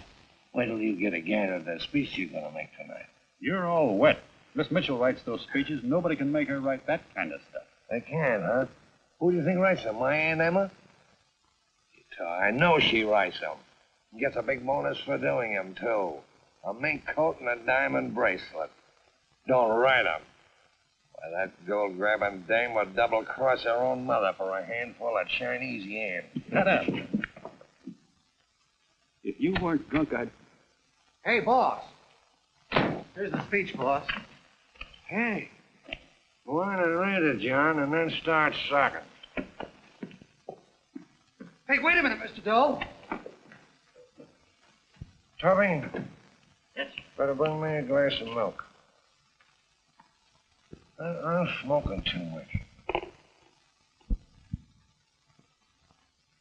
Yes, Charlie. Everything all set? Fine. John Doe been taken care of? Good. How many people do you think will be there? 15,000? Oh, my, that's fine. Now, listen, Charlie. As soon as John Doe stops talking about me, I want you to start that demonstration. And make it a big one, you understand? Don't worry about that, DB. My boys are there. They'll take care of it. What? Yes, I'll be there 15 minutes after I get your call. Why, Mr. Doe. Where are they? In the dining rooms.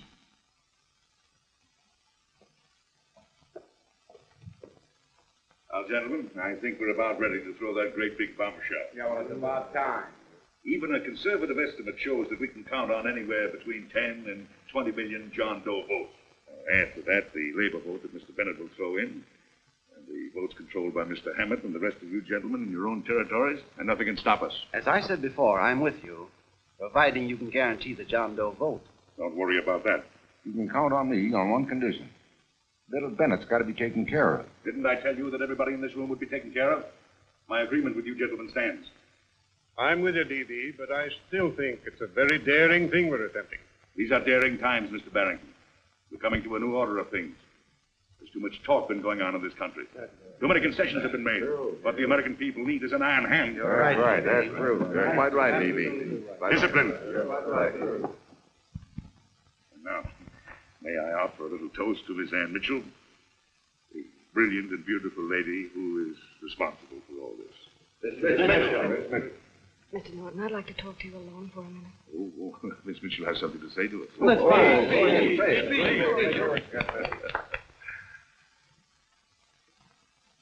Hello.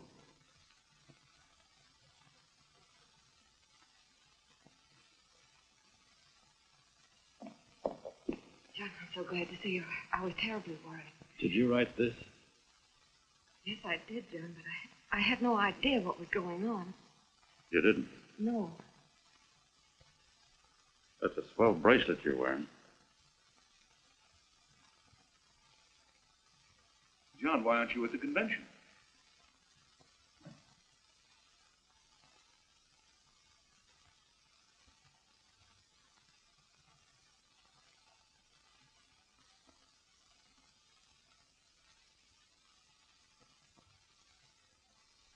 Is there anything wrong? No, nothing's wrong. Everything's fine. So there's going to be a new order of things, huh? Everybody's going to cut himself a nice fat slice of the John Does, eh? You forgot one detail, Mr. Big Shot. You forgot me, the prize stooge of the world. Why, if you or anybody else thinks he's going to use the John Doe clubs for his own rotten purpose, he's going to have to do it over my dead body. Oh, hold on a minute, young man. Hold on. That's rather big talk. I started the John Doe clubs with my money, and I'll decide whether or not they're being properly used. No, you won't. You're through deciding anything. And what's more, I'm going down to that convention, and I'm going to tell those people exactly what you and all your fine-feathered friends here are trying to cook up for them. And I'm going to say it in my own words this time. Stop it, Stevie. You ruined us, Stevie. Wait a minute, fella. My uncle wants to talk to you. Hey, listen to me, my son. Before you lose your head completely, may I remind you that I picked you up out of the gutter and I can throw you right back there again? You've got a nerve accusing people of things.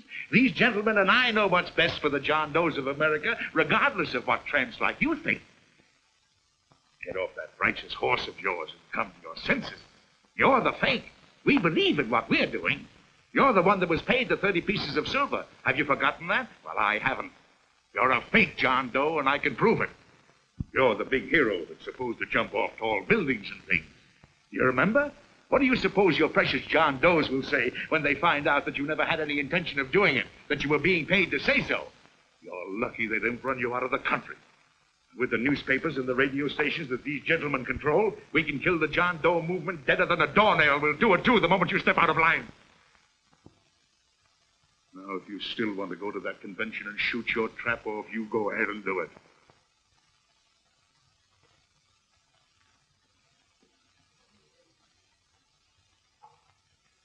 You mean to tell me you'd try to kill the John Doe movement if you can't use it to get what you want?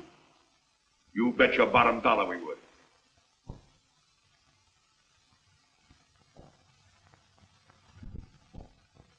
Well, that certainly is a new look. I guess I've seen everything now. You sit there back of your big cigars and think of deliberately killing an idea that's made millions of people a little bit happier. An idea that's brought thousands of them here from all over the country, by bus and by freight and jalopies and on foot, so they can pass on to each other their own simple little experiences. Why, look, I'm just a mug and I know it, but I'm beginning to understand a lot of things. Why, your type's as old as history. If you can't lay your dirty fingers on a decent idea and twist it and squeeze it and stuff it into your own pocket, you slap it down. Like dogs, if you can't eat something, you bury it. Why, this is the one worthwhile thing that's come along. People are finally finding out that the guy next door isn't a bad egg. That's simple, isn't it? And yet a thing like that's got a chance of spreading till it touches every last doggone human being in the world, and you talk about killing it. Why, when this fire dies down, what's going to be left? More misery, more hunger, and more hate. And what's to prevent that from starting all over again? Nobody knows the answer to that one, and certainly not you with those slimy, polished up theories you got.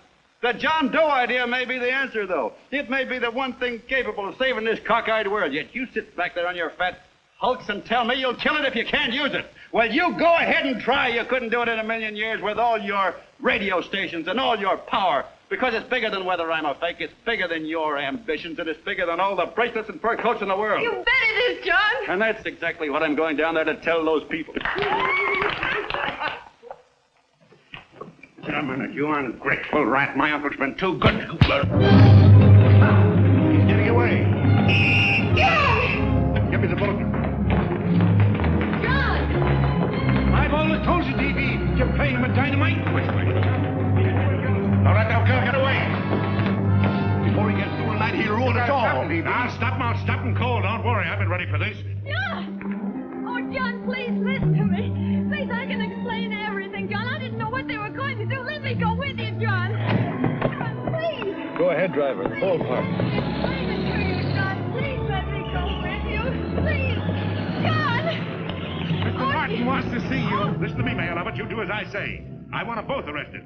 You tell the police department to pick up Cannell. I've got the girl here. I've got the bullet. I don't care what you charge him with. If you're worried, let him go in the morning, but keep him in jail overnight. Hello, Bulletin. Put that wire on.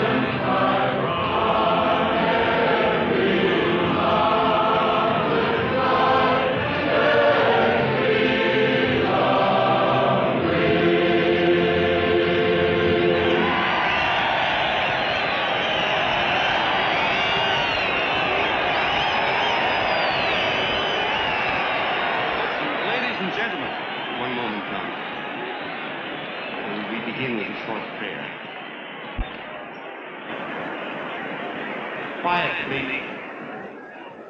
Ladies and gentlemen, let us have a moment of silent prayer for the John Does all over the world, many of whom are homeless and hungry. Rise, please. Everybody rise.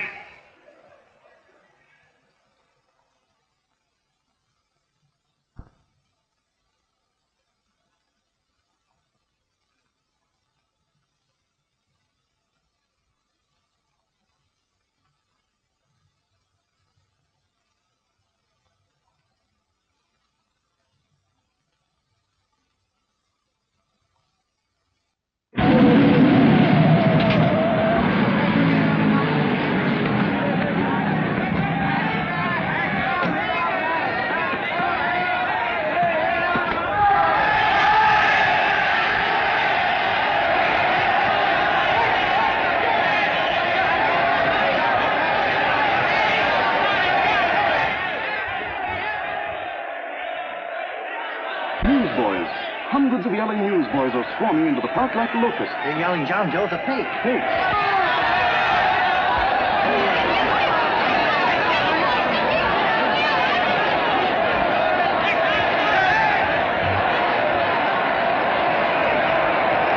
Federal investigation urged by Chamber of Commerce. How could he be a fake? It must be some kind of a gag. A what? A gag. A gag.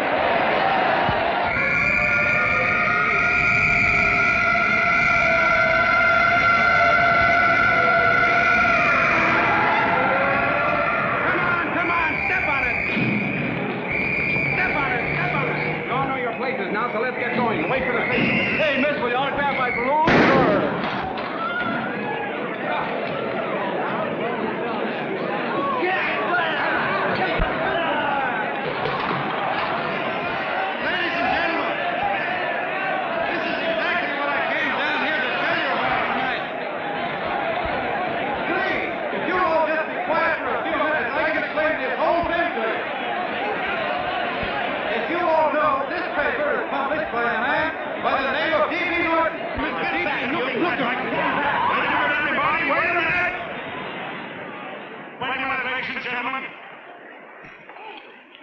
name is D.B. Norton. You all know me. I accuse this man of being a faker. We've been taken for a lot of suckers, and I'm the biggest of the lot. I spent a fortune backing this man in what I believe to be a sincere and worthy cause, just as you all did. And now I doubt it's nothing but a cheap racket cooked up by him and 2 of my employees for the sole purpose of collecting dues from John Does all over the country. That's a lie. It's not a lie. Nickels and dimes to stuff into their own pockets. You can read all about it in the newspapers there. That's a lie. Listen, ladies and gentlemen, don't believe what... This man had no intention of jumping off the top of a building. He was paid to say so. Do you deny that? That's got nothing to do with it. Were you paid for it or weren't you? Yes, I was paid, but there has... And what about the suicide note? You didn't write that either.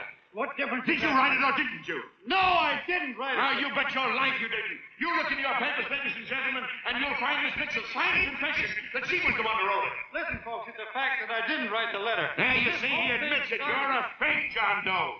For what you have done to all these good people, they ought to run you out of the country. And I hope they do it.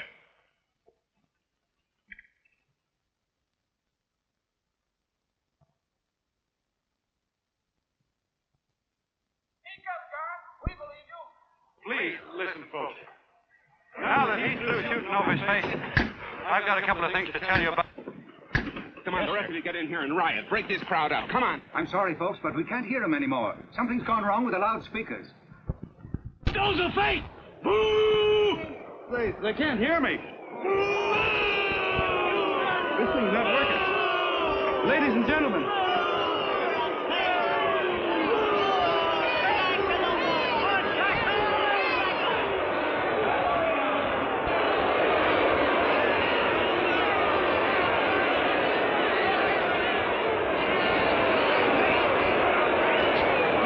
This thing's bigger than whether I'm a fake. Look, Kurt, you believe me, don't you? Sure, I believe you. Walking my legs off, digging up 5,000 signatures for a phony. There you are, Mr. Doe. 5,000 names asking you not to jump off any roof. It makes no difference, Bert. The idea's still good. We don't have to give up our club. Yeah, well, you can have it. Throw things. Somebody's going to get hurt. I'm afraid it'll be John Doe. Listen to that mob. I've got to go. All right, lady. Can't let you out. Let me go. Oh, please. Please let me go. They're crucifying him. I can help him. Sorry, sister. We got orders to hold... Orders from who? Can't you see it's a frame-up? Oh, mother, they won't let me go. They won't let me go. Listen, folks. You got a jungle, you hobo! Just another racket! Stick to your clubs! We've been fed baloney so long we're getting used to it.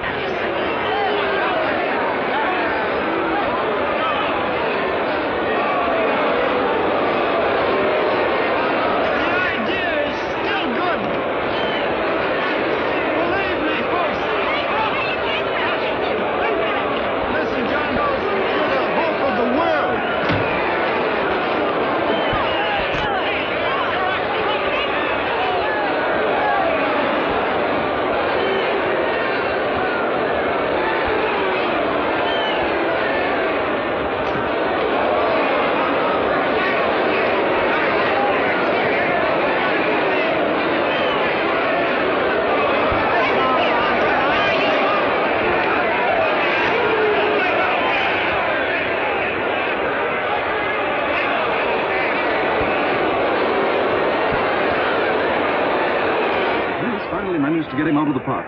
But if that boy isn't hurt, it'll be a miracle. Ladies and gentlemen, this certainly looks like the end of the John Doe movement. Well, boys, you can chalk up another one to the Pontius Pilates.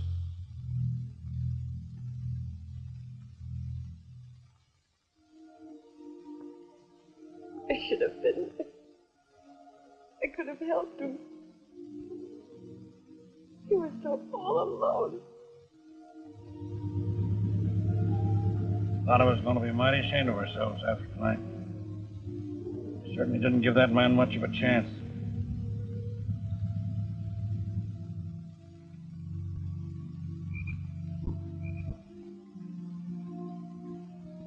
Have some more coffee, Long John?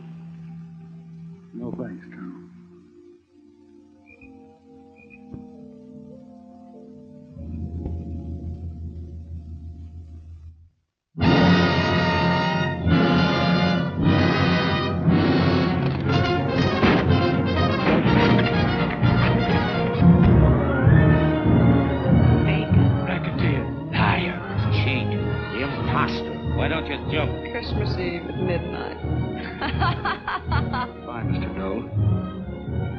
You're a wonderful man.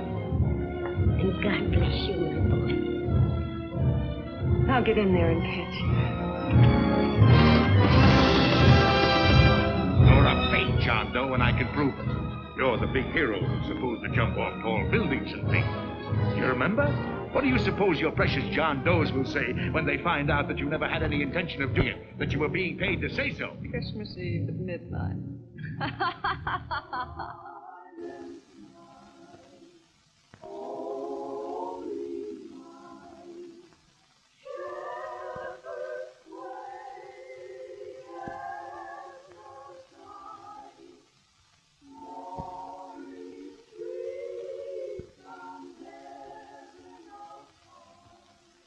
Merry Christmas. Merry Christmas.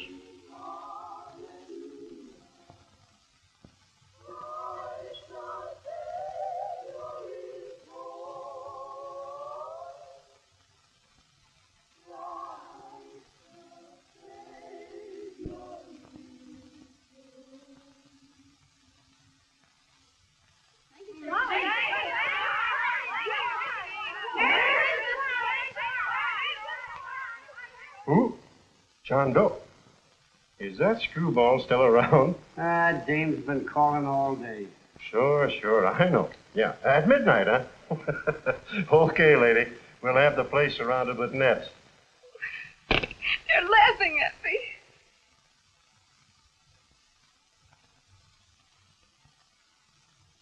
You're a sick girl, Anne. You better take it easy. Whom are you calling now? You called that number not 10 minutes ago. Hello, Mr. Cannell. Have you seen him yet? Now listen, Ann, he can't possibly get in without our seeing him.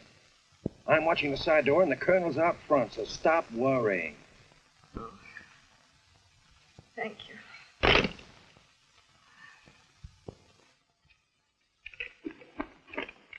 But Anne... Anne, don't be foolish.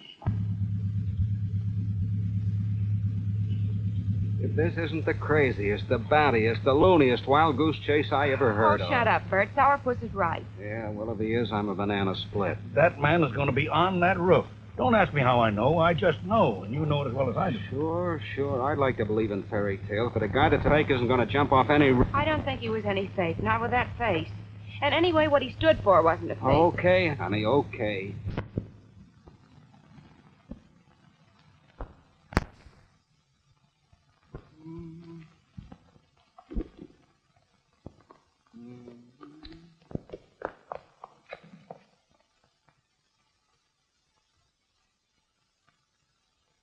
Elevators ain't running. We shouldn't get out of business. Has he been here? No. Have you seen him? I ain't seen him for a week. Where's Cannell? He's watching the other door. Oh, gee, you're swell.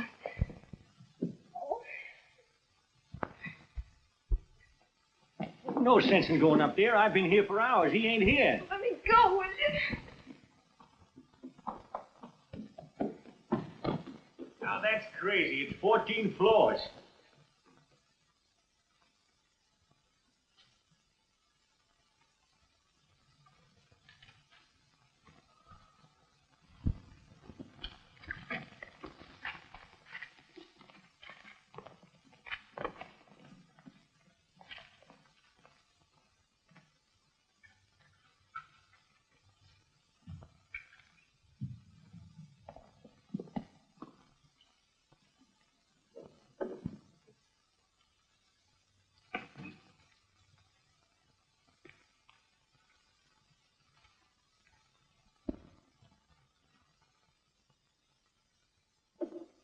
As far as the elevator goes, we gotta walk up to the tower.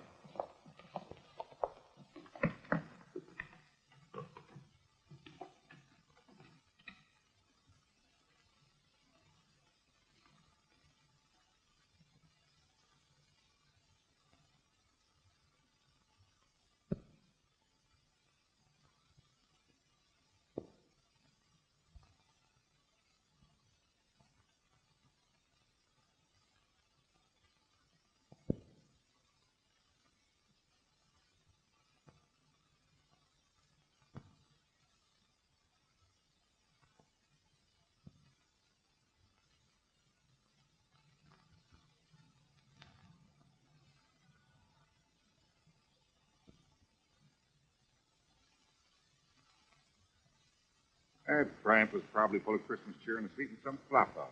Let's go. I've got to decorate my tree.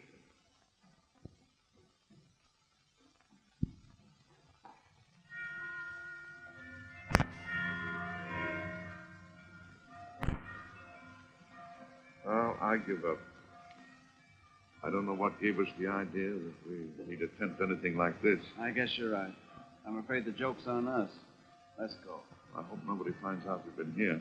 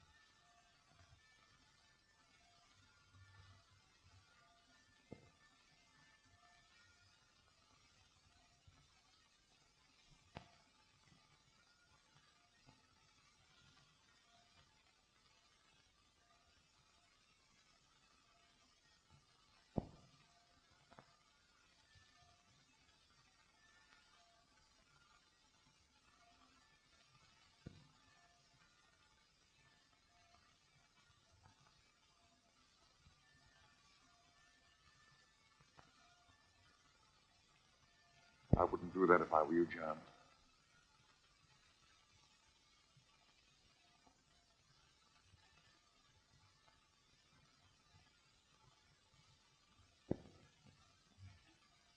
It'll do you no good. The mayor has policemen downstairs with instructions to remove all marks of identification you may have on your person. You'll be buried in Potter's Field and you will have accomplished nothing.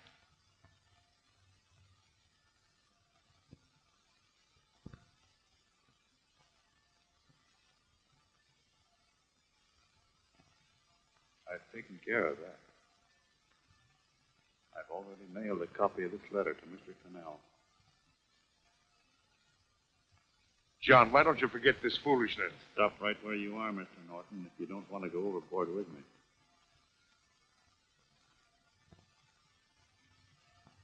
I'm glad you gentlemen are here. You killed the John Doe movement, all right. You're going to see it born all over again.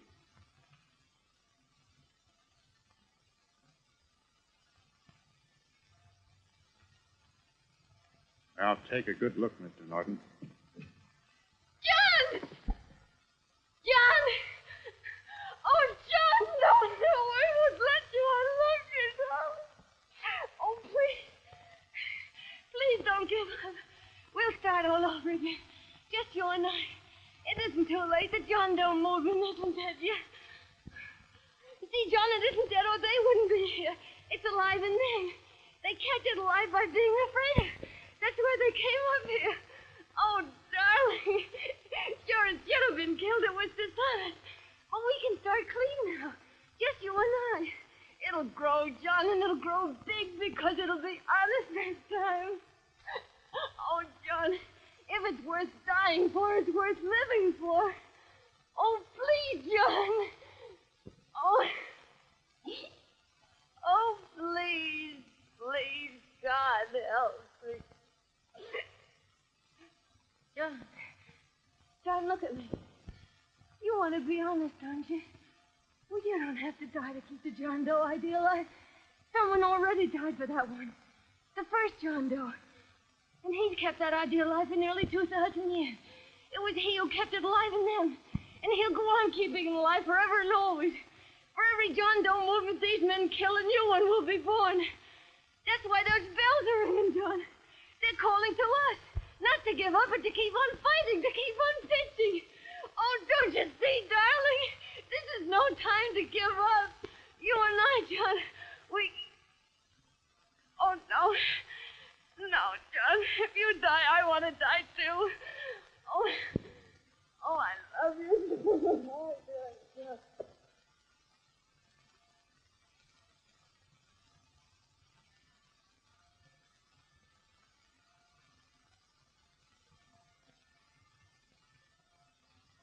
Mr. Doe, you don't have to. We're with you, Mr. Doe. We just lost our heads and acted like a mob. What Bert's trying to say is that we need you, Mr. Doe. There were a lot of us that didn't believe what that man said. We were going to start up our John Doe Club again, whether we saw you or not, weren't we, Bert? And there were a lot of others that were going to do the same thing. Well, Mr. Sourpuss even got a letter from his cousin in Toledo. I got it right here, Mr. Doe. Only it'd be a lot easier with you. Please. Please come with us, Mr. Doe.